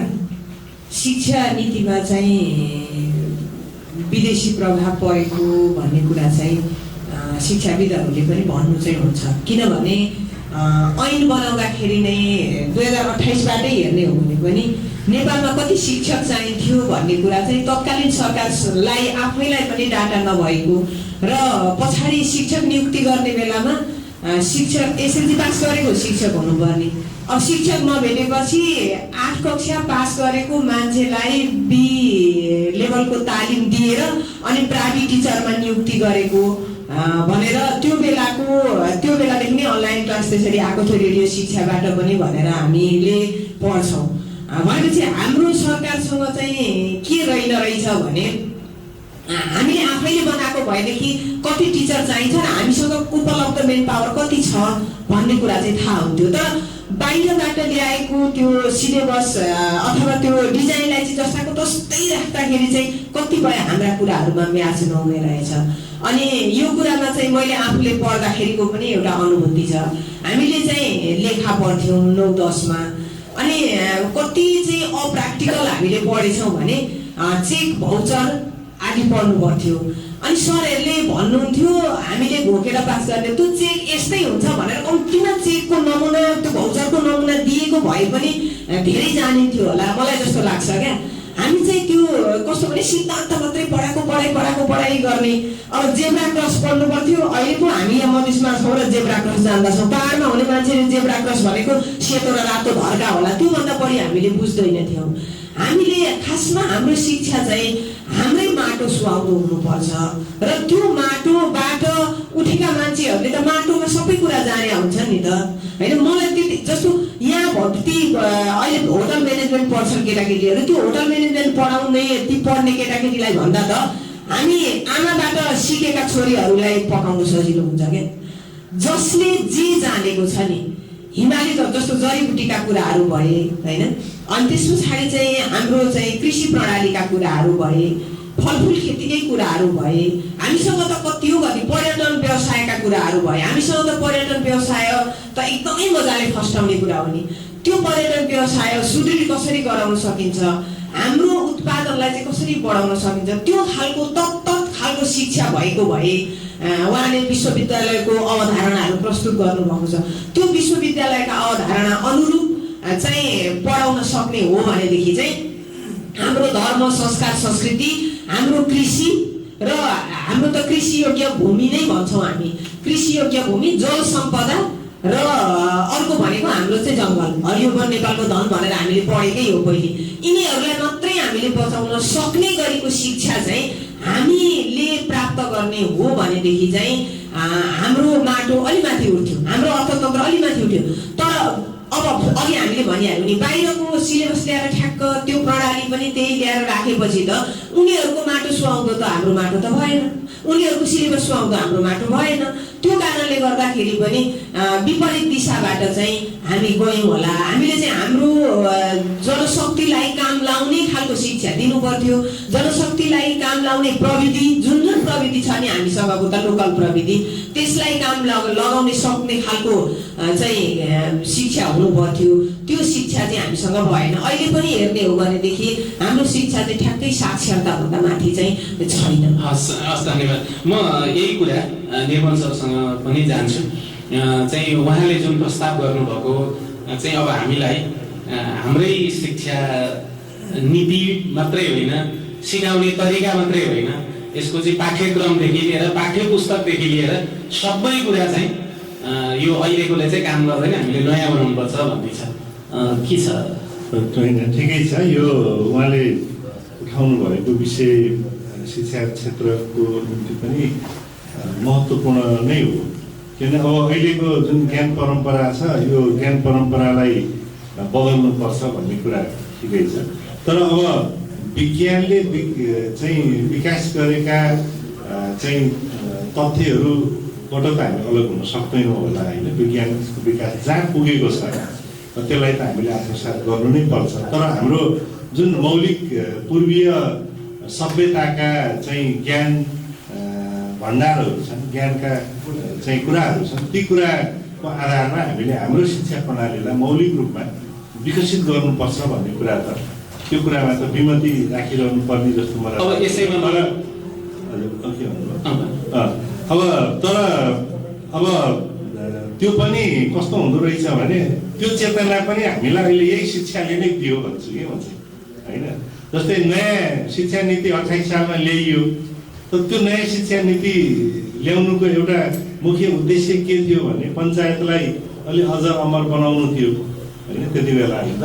तर अब के गर्यो भने पञ्चायतको च्यान त्यो त्यतिखेर जुन ढङ्गले सोचेर ल्याइएको थियो त्यसैले खन्यो, किनभने त्यहीबाट उत्पादन भएका बुद्धिजीवीहरूले नै होइन नयाँ प्रजातान्त्रिक या मूल्य मान्यताको निम्ति चाहिँ सङ्घर्ष गरे। त्यसो गर्दाखेरि हामीलाई यो चेतना पनि अब अहिलेको जुन हामी अहिलेसम्म आइपुग्दाखेरिको हाम्रो चेतना हो भन्छु म। त्यसो गर्दा शिक्षाविदहरूले उठाउनु भएको कुराहरूसँग हामी सहमतै छौँ र यसमा मोहनजीले उठाउनु भएको कुरासँग पनि असहमत हुनुपर्ने कुनै ठाउँ देख्दिनँ म। यसैमा म सरलाई थपिहालेँ। उहाँले चाहिँ निजी शिक्षा चाहिँ निषेध भन्नुहुन्छ होइन, यो चाहिँ सबै शिक्षा भनेको राज्यको 100% दायित्व हो भन्नुहुन्छ। एकदमै त्यो कुरासँग पनि सहमत हुन सकिन्छ, किनभने अब निषेधको भनेको आजै निषेध गर्ने उहाँले भन्नुभएको होइन होइन। तर शिक्षा, स्वास्थ्य, सार्वजनिक यातायात, सञ्चार जस्ता कुराहरू चाहिँ र रोजगारी यति कुराहरू चाहिँ नागरिकका चाहिँ मौलिक अधिकारहरू हुन् भनिसकेपछि त्यसको प्रबन्ध राज्यले गर्ने हो कि राज्यले गर्ने भन्नुको अर्थ के हो भने चाहिँ अब त्यो मुनाफाको विषय बन्ने चिजबाट यिनलाई अलग गरिनुपर्छ भनेको। त्यसो गर्दाखेरि यो सन्दर्भमा पनि मोहनजीले उठाउनु भएको विषय मलाई सही लाग्छ। त्यसको निम्ति पनि अब जसले शिक्षा क्षेत्रमा लगानी गर्नुभएको छ लामो समयदेखि त्यो लगानीबाट पनि हामी लाभान्वित छौँ होइन, राष्ट्र लाभान्वित छ भनिसकेपछि त्यो लगानीलाई चाहिँ एउटा प्रक्रियामा चाहिँ अब उहाँहरूलाई फिर्ता गर्ने गरी होइन र उहाँहरूलाई अर्को क्षेत्रमा त्यो लगानीको प्रवर्धन हुने गरी चाहिँ यसलाई लैजान सकिन्छ राज्यले। किनभने निजी क्षेत्र चाहिँ रहरले शिक्षामा लगानी गरिरहेको छ जस्तो मलाई लाग्दैन है। किनभने अब हाम्रो सन्दर्भको मैले कुरा गरेँ है, कतिपय त अब बहुराष्ट्रिय कम्पनीहरूले शिक्षा क्षेत्रमा लगानी गरिराखेका छन्, त्यो भिन्न कुरा हो। तर नेपाली युवाहरूले नेपालको शिक्षित वर्गले चाहिँ जो निजी क्षेत्रबाट योगदान गरिराखेको छ त्यो चाहिँ कतिपय बाध्यता पनि छ र त्यो चाहिँ लगानीलाई अन्य क्षेत्रमा प्रवर्धन गर्नको निम्ति राज्यले चाहिँ नियम कानुनहरू व्यवस्थित गर्छ भने मलाई लाग्छ उहाँहरूले त्यसलाई सहयोग गर्नुहुन्छ भन्ने मेरो विश्वास। हस्, धन्यवाद। अमर सर के भन्नुहुन्छ यो अहिले अब निर्मल सरले पनि भन्नुभयो, टिका म्यामले पनि भन्नुभयो, तपाईँको आफ्नो धारणा चाहिँ के छ यो शिक्षामा मोहनजीले प्रस्ताव गर्नुभएको कुरा? धन्यवाद छ। यो शिक्षाको विषयमा मेरो पनि र मोहनजीको धारणा ठ्याक्कै मिल्यो। मैले परिकल्पना गरेको, हाइपोथेसिस गरेको शिक्षा एकद्वार शिक्षा प्रणाली अहिले हिमाली दर्शनमा आउँदैछ र शिक्षालाई व्यवसाय गर्नु हुँदैन। तर निर्मलजीले कभर गर्नुभएको छ शिक्षा पेसालाई त्यसले व्यवसाय अँगालेर लागिरहन साथीहरूले अन्य अर्थ नलगाइदिनु होला। एकद्वार शिक्षा प्रणाली भनेको हिमाली दर्शन अथवा राज्यले शिक्षालाई एकद्वार एउटै सिलेबस बनायो। प्रधानमन्त्रीज्यूको छोरो र एउटा किसानको छोरोले कक्षा 2 मा पढ्ने सिलेबस मिल्नुपर्छ। र म चाहिँ अझ के भन्छु भने शिक्षा र स्वास्थ्य यो दुईटा कुरा निःशुल्क हुनुपर्छ। मेरो चाहिँ उहाँले निःशुल्कको विषयमा के व्याख्या गर्नुभएको छ त मैले अध्ययन गरिनँ। राज्य यति त व्यवस्था गर्न सक्नु पर्यो। 3 करोड नेपाली एकै दिन बिमारी हुँदैन। 3 करोड नेपालीले एकै समय त पढाइ गर्दैनन्। राज्य त यति जिम्मेवार बन्नु पर्यो र अहिले शिक्षा व्यवसायमा लाग्नुहुने साथीहरूको राज्यले नै व्यवस्थापन गर्नुपर्छ र बिमाबाट विद्यार्थीहरूको पढाइ हुनुपर्छ। मेरो चाहिँ सोचमा स्वास्थ्य बिमा र शिक्षा बिमामा कार्ड केवल ठिक छ, व्यवसाय गर्ने साथीहरू निजी विद्यालयहरूले बिमाको कार्ड हुन्छ, त्यसैमा सरकारी स्कुलले कति पाउने र उहाँहरूले कति पाउने त्यो कार्डबाटै राज्यले भुक्तान गर्नुपर्छ, अनि मात्र निःशुल्क शिक्षा र निःशुल्क स्वास्थ्य हुन्छ भन्ने हो। धन्यवाद। अब हामी अर्को अर्थतन्त्रको सवालमा जान्छौँ। यो चाहिँ म मोहनजीबाटै यसको सुरुवात गराउँछु। तपाईँले यसमा परिकल्पना गर्नुभएको राष्ट्रिय अर्थतन्त्रको सवाल चाहिँ के हो? खासमा धन्यवाद। त्यहाँ खास गरी 2-3वटा कुरा चाहिँ मुख्य आधारभूत कुरा हो भनेको छ। नम्बर 1, राष्ट्रिय आवश्यकता सर्वेक्षणको आधारमा उत्पादन नीति। यहाँ आवश्यकता सर्वेक्षणै भएन, को एमसिसी ल्याउने, को बिआरआई ल्याउने भनेर डिबेट भयो, तर हाम्रो राष्ट्रिय आवश्यकता के हो भन्ने विषयमा बहस नगरिकन अरू विदेशीहरूले के देखाइरहेछन्, कुन कुन चाहिँ लिने कुन कुन नलिने भनेर कुराकानी भइरहेछ। नम्बर 1 राष्ट्रिय आवश्यकता सर्वेक्षण हुनु पर्यो। नम्बर 2 आयात निर्यात सन्तुलन।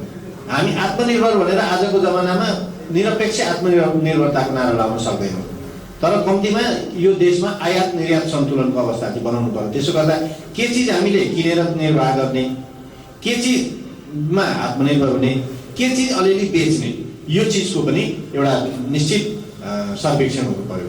नम्बर 2। नम्बर 3 चाहिँ त्यस पछाडि हाम्रा सम्भावनाहरू के हो, त्यो पनि समुदायको आवश्यकता र समुदायको मौलिक जीवन नमर्ने गरी र समुदायले मौलिक रूपमा परापूर्व कालदेखि उत्पादन गर्दै आएका चिजहरूलाई नै प्रवर्धन गर्दाखेरि के चिज चाहिँ हाम्रा सम्भावनाको क्षेत्रमा, यो 3टा काम गरेर अर्थतन्त्र निर्माण गर्नुपर्छ भन्ने चाहिँ मेरो कुरा हो। जस्तो नि अहिले त संसारमा यो आत्मनिर्भर भन्दा पनि अन्तर्निर्भर भन्ने कुरा चाहिँ बढी प्रचलनमा छ होइन। अब चाहिँ विश्व एक्लै जान सक्दैन, त्यसो हुँदा चाहिँ यो अर्थतन्त्रमा आत्मनिर्भर भन्ने कुरा चाहिँ अब विश्वमा हुँदैन।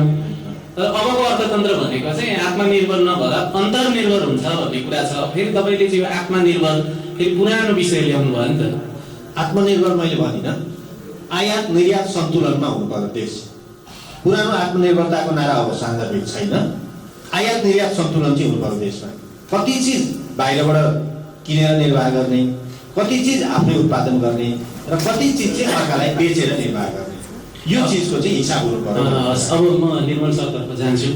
अब तपाईँहरूको पार्टीले ठुला आन्दोलनहरू पनि गर्यो, धेरैचोटि सरकारको नेतृत्व पनि गरिसकेको छ होइन, प्रमुख प्रतिपक्ष पनि भइसकेको छ।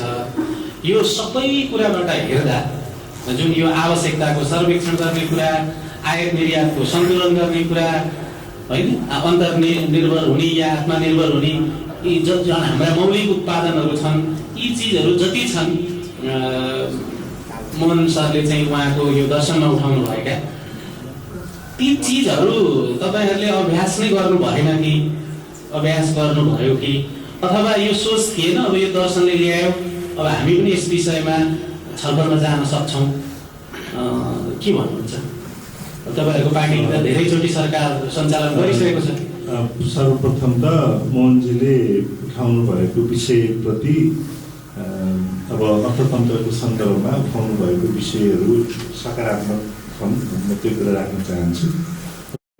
अब यी कुराहरू पनि हाम्रो निम्ति छन्, तर उहाँले उठाउनु भएको कुरा के जस्तो मलाई लाग्छ र अब हामीले पनि अभ्यास गरेको कुरा के हो भने अब कतिपय कुरामा चाहिँ अब हामीले एउटा स्वतन्त्रताको चाहिँ भनौँ न यसो हेर्दा हामी सार्वभौम छौँ होइन, देश सार्वभौम छ, तर हामी अब अर्थतन्त्रको कोणबाट हेऱ्यौँ भनेदेखि हामी चाहिँ वास्तविक सार्वभौमताको अभ्यास चाहिँ हामीले गर्न सकिरहेका छैनौँ।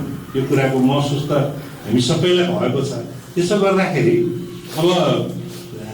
अब उहाँले जुन आयात निर्यातको जो कुरा गर्नुभएको छ, सन्तुलनको कुरा गर्नुभएको छ, अब हामीले हाम्रो उत्पादकत्व चाहिँ बढाउनेतिर जानु पर्यो, हाम्रो अर्थतन्त्रलाई सबल बनाउनेतिर जानु पर्यो। कुन क्षेत्रमा हामी केन्द्रित हुँदा यहाँ हामी अर्थतन्त्रको विकास गर्न सक्छौँ र देश सानो भए पनि परिवेष्टित भए पनि हाम्रो प्रतिष्ठा हामी यहाँ हामी सम्पन्न हुने कुरामा, देश विकसित हुने कुरामा, सम्पन्न हुने कुरामा आर्थिक रूपमा चाहिँ अब अन्य विकसित देशहरूसँग चाहिँ प्रतिस्पर्धी हुने कुरासँग प्रतिष्ठा जोडिएको रहेछ। त्यसो गर्दाखेरि हिजोको अभ्यास पनि परम्पराकै निरन्तरता नै रह्यो भन्नुपर्छ। हामीले त्यो कुरामा हामीले आत्मलोचित हुनैपर्छ। परम्पराकै निरन्तरता हो, किनभने त्यो चेन्ज धेरै त्यहाँ आएन र आउन सम्भव पनि थिएन। जुन प्रकारको चाहिँ सरकारमा हामी संलग्न भयौँ होइन, अब त्यहाँबाट धेरै चेन्ज हुन सक्दैन थियो अर्थतन्त्रको क्षेत्रमा। तैपनि केही कामहरू केही प्रयासहरू भए र पछिल्लो समयमा अधिकतम प्रयास गरेको भनेको सुशासनको प्रत्याभूति गर्न हो होइन। अब हामी केन्द्रित संलग्न भएको सरकारले जनताले अनुभूति हुने गरी गरेको भनेको चाहिँ सुशासनको सवालमा चाहिँ हो होइन, एउटा प्रयत्न गरेको हो। त्यसो गर्दा परम्पराको निरन्तरता भयो। अब चाहिँ बहुमत प्राप्त चाहिँ अब बहुमत प्राप्त हुन सक्यो, स्थिर सरकार हुन सक्यो र हामीले हाम्रो मूल्य मान्यताको आधारमा चाहिँ अगाडि जान सक्यौँ भने अब अन्तर्राष्ट्रिय समुदायलाई छिमेकीहरूलाई पनि विश्वासमा लिएर हामीले हाम्रो स्वाधीन अर्थतन्त्रको चाहिँ नि जग निर्माण गर्न सक्छौँ होइन। त्यो कार्यक्रम हामीसँग छ र अब यो कुरामा मोहनजीले राख्नु भएको प्रस्तावनाले उहाँले उठाउनु भएको कुराले मद्दत नै गर्छ भन्ने। हस्, धन्यवाद त्रिभुवन सर। अब हामी अन्तिममा छौँ। अमर सर, कि हामी हाम्रो आफ्नै खाले मोहन सरले प्रस्ताव गर्नु भए जस्तो एउटा छुट्टै हाम्रो राष्ट्रिय अर्थनीति बनाएर हामी जान सक्ने अथवा कम्तीमा त्यो लागू नै गर्न नसके पनि कम्तीमा सुरुवात गर्न नसक्ने त्यो अवस्थामा हामी छौँ? धन्यवाद सर। मोहनजीले जुन उठाउनु भएको विषय छ, अहिले नेपालको अर्थतन्त्र भन्दा पनि उहाँले एक्सपोर्ट र इम्पोर्टको चेक एन्ड ब्यालेन्स कहाँनिर जोड्नु भएको देखियो भने power sharing and check and ब्यालेन्सको कुरो पनि हो र राष्ट्रको आर्थिक स्तर, आर्थिक उन्नति कसरी डेभलप गर्ने भन्ने विषय हो। सम्भव छ नेपाल जस्तो विश्वको दोस्रो जल स्रोतको धनी देश, विश्वको तीनटा हिमाल चाहिँ अब यहीँ हाम्रो देशमा अवस्थित छ।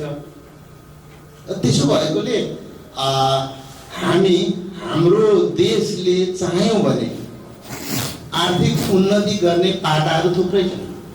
जस्तो पर्यटकमा भयो, अनि तपाईँको अब हिजो मलाई सबैभन्दा अहिले दुःख लागेको हाम्रो 2-3टा नारासँग म बडा आजित छु। हरियो वन नेपालको धन भन्छन्, यो सुन्ने बित्तिकै मलाई अहिले एलर्जी लाग्छ। अनि अर्को नेपाल कृषि प्रधान देश। साँच्चै नै भन्ने हो भने उन्नत खालको कृषि गऱ्यौँ हामीले भने झापा मोरङ सुनसरीले मात्र नेपालको 3 करोड नेपालीलाई वर्षभरि खाने अनाज उत्पादन गर्न सकिन्छ। कोही त के गर्नु, सरकारलाई अब प्रश्न गर्नुपर्छ, उहाँले पनि गर्नुभयो।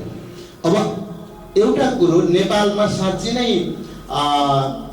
हामीले हरियो वन नेपालको धन हो भने अहिले 4 कोसे झाडीमा जानु हो भने आँसु आउँछ। त्यहाँ सखुवाको काठहरू सडिएर धमिरा खाएर सकिसकेको छ। राज्यले एउटा व्यवस्था गर्न सक्नु पर्यो नि त।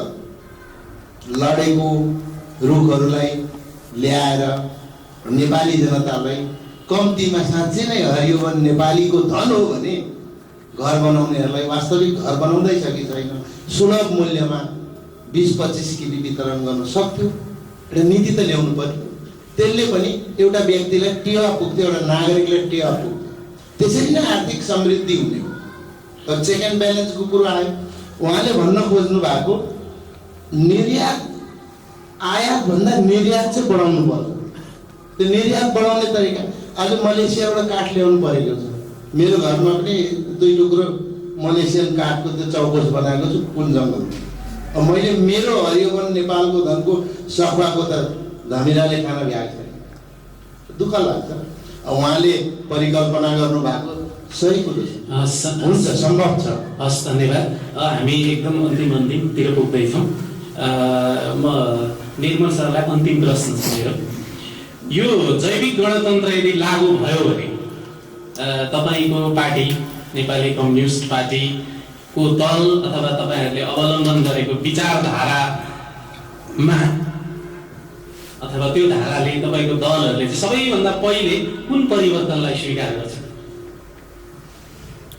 होइन, यो त त्यसरी अंशमा हामीले प्रस्तुत गर्नु त्यति उपयुक्त नहोला, किनभने मैले अघि नै भने अब जैविक गणतन्त्रको जुन मोहनजीले उठाउनु भएको जुन समग्र दृष्टिकोणको कुरा छ, मैले अघि नै भनिहालेँ, उहाँले जुन जगमा उहाँले उठाउनु भएको छ त्यो अत्यन्त सान्दर्भिक छ र विज्ञान र दर्शनको चाहिँ अहिले जुन ढङ्गको अन्तर्राष्ट्रिय रूपमै जुन किसिमले चाहिँ अब अध्ययन अनुसन्धान होइन विमर्श नयाँ खोजहरू भइराखेका छन्, त्यो त्यही कुराको निरन्तरताको रूपमा त्यही कुराको चाहिँ त्यसलाई विकास गर्ने, परिमार्जन गर्ने र हाम्रो सन्दर्भमा नयाँ ढङ्गले सोच्ने, नयाँ ढङ्गले चाहिँ चिन्तन गर्ने अर्थमा चाहिँ मैले यसलाई लिएको छु।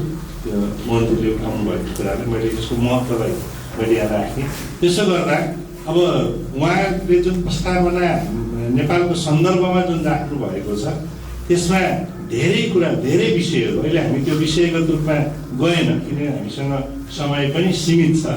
धेरै विषयहरूमा हाम्रा चाहिँ सहमति छन् र कतिपय विषयहरू दर्शन दृष्टिकोणका कतिपय विषयहरूमा र कार्यक्रमका कतिपय विषयहरू चाहिँ अझै छलफल गर्नुपर्ने विषयहरू छन्।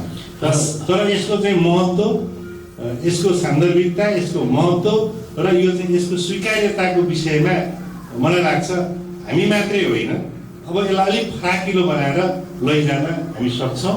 त्यो कुराको चाहिँ त्यो कुराको चाहिँ मान्यता चाहिँ नि म राख्छु। हस्, धन्यवाद। अब म टिका म्यामलाई अन्तिम प्रश्न छ, एकदम छोटोमा जवाब चाहन्छु। अब दर्शनहरू उत्पादन भएपछि ती दर्शनमा आधारित साहित्य सृजना हुने यो परम्परादेखि नै चलन छ अहिलेसम्म। तपाईँ लेखक, कवि, साहित्यकार भएको नाताले जसरी चाहिँ एउटा मार्क्सवादी साहित्य भनेर आयो, त्यस्तै भोलि जैविक साहित्य भनेर यो दर्शनमा आधारित साहित्य जन्माउने कतिको यो सम्भावना छ? धन्यवाद। यो प्रश्नको उत्तर चाहिँ मैले अघि सुरुमै दिइसकेँ होला, किनभने जैविक भनेको यहाँनिर मौलिक नै हो। हामीले मौलिकताकै कुराहरू लेख्छौँ र मैले धेरै ठाउँमा भन्ने पनि गरेकी छु, सबैभन्दा पहिले हामी हाम्रै माटो लेख्छौँ, पहिले हामीलाई लेख्छौँ, त्यस पछाडि हाम्रो माटो लेख्छौँ, होइन हाम्रो समाज। यी कुरा त हामीले लेखिराखेकै छौँ, नाम मात्रै नदिएको हो। हामीले जैविक भनेर, जैविक सिद्धान्त भनेर नदिएको मात्रै हो। जसरी मार्क्सवादी सिद्धान्तभित्र लेखिएका, मार्क्सवादी दर्शनभित्र लेखिएका साहित्यहरूमा पनि कहाँ मार्क्सवाद भन्दै लेखेको छैन नि। त्यो तल्लो लेभलका मान्छेहरूको कुराहरूलाई माथि उठाउने न हो, एउटा जनसमुदायलाई माथि उठाउनका लागि राज्यलाई झकझक्याउने खालका कुराहरू लेख्ने हो। जैविक दर्शनमा पनि लेख्ने चाहिँ त्यही हो, हाम्रै मौलिकता लेख्ने हो। नाम चाहिँ जैविक हुँदैन होला, अथवा जैविक नै दियो भने नि एउटा कतै कतै हुन्छ। मैले यति भने। हस्, धन्यवाद। अब म अन्तिम प्रश्न मोहन सरलाई छ।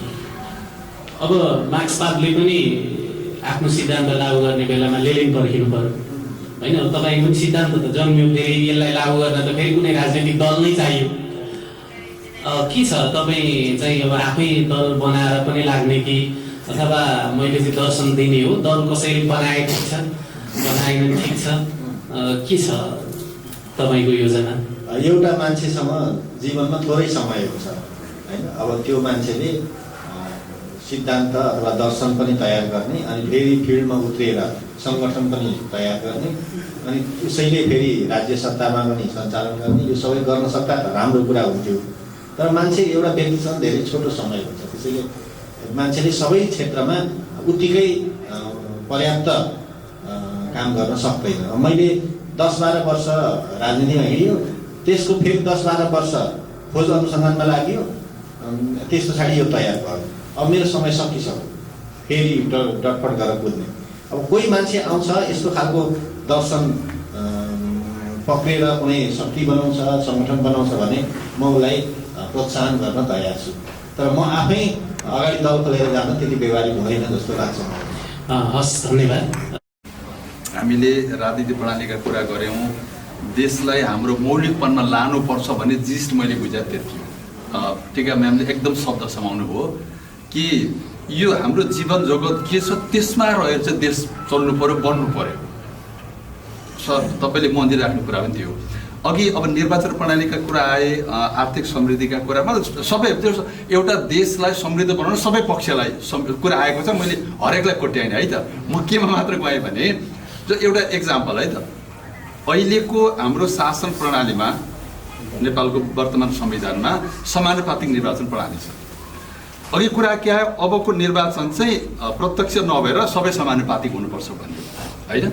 समानुपातिक अहिले कयौँ मुलुकमा चाहिँ नेपालमा चाहिँ किन राखियो त भन्दाखेरि प्रत्यक्ष निर्वाचित भएर त्यस्ता केही व्यक्ति जसले देशलाई केही दिन सक्छ वा जो चुनाव लड्न इच्छा राख्दैन तर जसको लागि दिने त्यो मान्छेसँग अथाह ज्ञान समाज त्यो प्रयोग होस्, त्यसले पनि अवसर दिउँ भन्नको लागि समानुपातिक अभ्यास गरिया हो नि त, होइन र? भनेपछि अहिले समानुपातिकको अभ्यास हामी कहाँ कसरी भइरहेछ, त्यो समानुपातिक जुन परिकल्पनाले व्यवस्था गरिएको थियो त्यो समानुपातिकले त्यही परिकल्पना अनुसार व्यवहारमा उतार्नलाई कुन चाहिँ राजनीतिक पार्टीलाई कसले रोकेको थियो, तर त्यसमा के भएको छ? अब तपाईँले भनेपछि समानुपात त्यही जाँदा त्यही मर्मले त्यो काम हुन्छ त भने शब्दले काम गर्छ, मान्छेले काम गर्नु पर्यो। पछि मैले देखेको के भने, मैले अब कुरा कहाँ ल्याएर जोडेँ भने हाम्रो चेतना चाहिँ बढ्नुपर्छ कि पर्दैन? विकल्प चाहिँ हरेक कुराको जहिले पनि खोजी हुन्छ। लोकतन्त्रको विकल्प छ होइन, गणतन्त्रकै पनि विकल्प छ। उहाँले गणतन्त्रलाई यहाँ अलिकति महत्त्व दिएर यो कार्यक्रम प्रस्तुत गर्नुभएको छ, तर गणतन्त्रको पनि विकल्प यो संसारमा उपलब्ध छ। गणतन्त्र नभएका मुलुकहरू पनि छन् जहाँ सुखी सम्पन्न जनताहरू छन् होइन, गणतन्त्र भएका मुलुक पनि छन् जहाँ सुखी सम्पन्न जनता छन्। सवाल अघि कमरेड सरले भने जस्तो नियतमा छ। सवाल चाहिँ फेरि व्यक्तिको नियतमा छ। हामी कुन नियतले त्यो तन्त्रहरू लागू गरिरहेका छौँ होइन। सैनिकै तन्त्र छ भने पनि उसले चाहिँ जनताका अधिकारहरू जस्तोमा शिक्षा, स्वास्थ्य, रोजगारी, सुरक्षा होइन ग्यारेन्टी गरेछ सैनिकले। तन्त्र चाहिँ उसले सैनिक तन्त्र लगाएको छ, तर तपाईँको चाहिँ सबै मौलिक अधिकार त तपाईँले चाहिँ पाउनुहुन्छ, पाउनुपर्ने एउटा आधारभूत रूपमा तपाईँले इज्जतिलो जीवन बाँच्न पाउनुपर्ने हो, त्यो दिएको छ भने त्यसमा हामीलाई आपत्ति के छ? गणतन्त्र त यो अहिले गणतन्त्र रोइरहेको बेला चाहिँ देशमा हामी गणतन्त्रको सबलीकरणको कुरा गरिरहेका छौँ। गणतन्त्र चाहिँ असफल भयो भनेर देशका सबै जनताको भावना यो गणतन्त्र समेत सबै जाने देशमा भनेर भने पनि फेरि नियतकै प्रश्न छ होइन। त्यो हाम्रा नेताहरू जसलाई हामीले आदरणीय भनेर पूजा गरेर पठायो उनीहरू चाहिँ आज घृणाका पात्र बनेका छन् भनेपछि अब यो सङ्घीय जैविक गणतन्त्रले पनि होइन एकदमै चाहिँ आदर्श किसिमले यो लागू हुन्छ र आदर्शवादी कार्यकर्ताहरू फेला पर्छन्, आदर्शवादी नेतृत्वहरू यहाँबाट जन्मिन्छ भन्ने चाहिँ प्रत्याभूतिले कसरी गर्छ त भन्ने चाहिँ अलिकति मलाई जिज्ञासा रहिरहेको छ। उहाँलाई यो देशैभरि र संसारभरि यो जुन जैविक चिन्तन अगाडि बढाइरहनु भएको छ यसमा त मेरो साथ छ, शुभकामना छ, धन्यवाद। कसैले जनता महान हुन् भन्ने खालको एउटा धारा छ, अर्को चाहिँ नायकहरू महान हुन्, समाज बनाउने नायकहरू हुन् भन्ने पनि अर्को धारा छ। यो जैविक दर्शनले मात्रै यसो भन्छ कि नेता र जनता परिपूरक छन्। अघि परिपूरकताको सिद्धान्त है यसको चाहिँ मुख्य भन्ने कुरा पनि आएको थियो। नेता र जनता परिपूरक छन्। नेता जति बिग्रेको छ त्यसको आधा हिस्सा जनता बिग्रेर पनि हो। त्यसैले सरले भनेको कुरा म सहमत छु। हामीले यदि नेतामाथि प्रश्न उठाउँछौँ भने त्यसको त्यति नै दोष जनताले पनि बिहोर्नुपर्छ, जनतामाथि प्रश्न उठाउँछौँ भने त्यसको त्यति नै दोष नेताले पनि, जस या अबजस दुइटै बराबर हुन्छ भन्ने कुरा चाहिँ जैविक दर्शनले स्वीकार गर्छ। त्यसैले आज नेपाल जुन हालतमा छ त्यसमा नेता त दोषी छन्, तर त्यस्तो नेता जिताउने जनता पनि दोषी छन् त्यही हिसाबमा।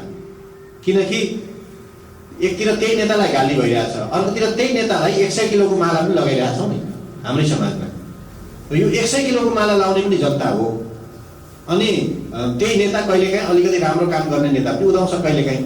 त्यसैले यो दोहोरै घटना हुन्छ। दोहोरै घटनामा हामीले दुइटै पक्ष चाहिँ परिपूरक छन् नै भन्ने मान्नुपर्छ भन्ने मेरो बुझाइ छ। अब सुविद सरले कुरा उठाउनु भएको छ, यो जैविक दर्शन चाहिँ कसरी पैदा हुन्छ त, कार्यकर्ताहरू कसरी पैदा हुन्छन् भन्ने जुन प्रश्न छ यो चाहिँ कस्तो रहेछ भने यो समाजको घटनाक्रमहरू कसरी पैदा हुन्छ भन्दा त्यसका पनि हेर्ने 2-3वटा धाराहरू रहेछ। एउटा चाहिँ स्थानीय परिघटना अर्थात् हरेक कुराको चाहिँ स्थानीय कारण हुन्छ, त्यो कारण परिपक्व भएपछि पैदा हुन्छ भन्ने एउटा धारा। जस्तो कुनै पनि फुल फुल्यो भने त्यो फुल फुल्नुको कारण के त भन्दा त्यहीँ भित्र एक केमिकल थियो, त्यो केमिकलको कारणले गर्दाखेरि त्यो फुल फुलेको भनेर आन्तरिक कारण प्रधान हो भन्ने एउटा दृष्टिकोण छ। त्यो चाहिँ अहिले हामी यान्त्रिक भने पनि भौतिकवादी भने पनि त्यो दृष्टिकोणले के भन्छ भने एउटा चिज प्रधान हुन्छ, अर्को चिज गौण हुन्छ। त्यहाँभित्र केमिकल थिएन भने फुलै फुल्ने थिएन, त्यसैले प्रधान त्यही चिज छ भनेर मान्छ। र अर्को दृष्टिकोणले के भन्छ भने त्यो फुल फुल्ने भित्र सूर्यको किरण थिएन भने त्यो केमिकल जे भए पनि त्यो केमिकलको स्रोत पनि सूर्यको किरण हो र सूर्यको किरणबाट त्यो फुलको परिपूरक सम्बन्ध छ। सूर्यको किरण थिएन भने त्यो फुल फुल्दैन। त्यसैले त्यो स्थानीय घटना नभएर ब्रह्माण्डीय सूर्य चाहिँ महासूर्यसँग जोडिएको छ। यसरी एउटा फुल फुल्ने घटना पनि ब्रह्माण्डीय परिघटना हो भनेर हेरिन्छ। त्यो दैविक दृष्टिकोण भयो। अब यो आज त यो कार्यक्रममा पनि उपस्थिति अलिकति कमजोर भयो, अर्थात् जैविक दर्शन मान्ने मान्छे त छैनन् अहिले। भोलि कसरी पैदा हुन्छ भन्दा मैले सोच्दैमा अथवा 5 जना 10 जना 50 जना मान्छेले भइदिउँ भन्दैमा तुरुन्तै मान्छे पैदा हुँदैन। त्यसको लागि पनि एउटा ब्रह्माण्डीय चक्र पार गर्नुपर्छ कुनै पनि शक्ति पैदा हुनको लागि। हाम्रो समाज चाहिँ चक्रमा चल्छ अरे। हामी चाहिँ एकल रेखीय रेखामा इतिहास बुझेका छौँ, त्यस्तो हुँदैन अरे। समाज चाहिँ चक्रमा चल्छ अरे। मान्छे बुद्धि भएको प्राणी भने पनि मान्छे नै यस्तो प्राणी रहेछ जसले हन्डर ठक्कर नखाइस् त त्यो चेन्जै हुँदैन। चराहरू पशुहरू कहिल्यै हन्डर ठक्कर पनि खाँदैनन्, उनीहरूले चेन्ज पनि हुँदैन। उनीहरूको एउटा प्रामाणिक स्वभाव छ, उनीहरू त्यो प्रामाणिक स्वभावमा हिँडिरहेछन्। तर मान्छे यस्तो प्राणी हो आफैलाई म बुद्धिमानी प्राणी हो भनेर स्वघोषणा गर्छ, तर उही चाहिँ हन्डर ठक्कर नखाइ सोच्दै सोच्दैन। नेपाली समाज पनि अब मेरो विचारमा के देख्दैछु भने अझै अराजकता र अधोगतिको यात्रा अझै अगाडि बढ्छ। र एउटा ठुलो हन्डर ठक्कर खाइसकेपछि बल्ल मान्छे अनि फरक ढङ्गले सोच्ने अब यसो पो हो कि भनेर अलि मात्रै फरक कुराहरू स्वीकार गर्ने प्रक्रिया सुरु हुन्छ। त्यो चक्र पुरा हुनलाई केही समय लाग्छ जस्तो लाग्छ। हस्, धन्यवाद। हस्, धन्यवाद यहाँहरू सबैजनालाई धन्यवाद। हामीले आज यति नै छलफल गर्न सक्यौँ र आगामी दिनमा पनि छलफल हुँदै नै जानेछ। आज हामी यो निष्कर्षमा यही हो भनेर त पुगेनौँ, तर गहिरो र इमान्दारसँग संवाद गऱ्यौँ। निष्कर्ष बिस्तारै बिस्तारै क्रमशः आउँदै जाने संवादहरूले पक्कै पनि निकाल्नेछ। र आजको संवादले एउटा कुरा चाहिँ के प्रश्न पारेको छ भने गणतन्त्रको भविष्य केवल सत्ता संरचनामा मात्र होइन, मानिसको जीवन कतिको सुरक्षित, सम्मानित र सम्भावनायुक्त छ भन्नेमा पनि निर्भर गर्छ भन्ने हाम्रो यो बहसको एउटा निष्कर्ष निक्लियो होला जस्तो मलाई लाग्छ। यहाँ हामीले चेतनाको विकासको कुरा पनि गरिसकेको छौँ। र अब आयोजक संस्था हाम्रो जैविक चिन्तन अभियान नेपाललाई धेरै धेरै धन्यवाद यो अवसरको लागि। र सबै वक्ता र सहभागी यहाँहरू सबैजनालाई धेरै धेरै धन्यवाद। यो संवाद यहाँ टुङ्गिँदैन र यो संवाद आज यहीँबाट सुरु हुन्छ। र यो आजको राजनैतिक संवादबाट मञ्चमा आसीन सबै वक्ता, लेखकसँगै म सहजकर्ता रामप्रसाद खरेल पनि यो संवादलाई बिट मार्दै आजको चाहिँ यहीँ यो सेसन सकिएको घोषणा गर्दै बिदा हुन्छु। नमस्कार।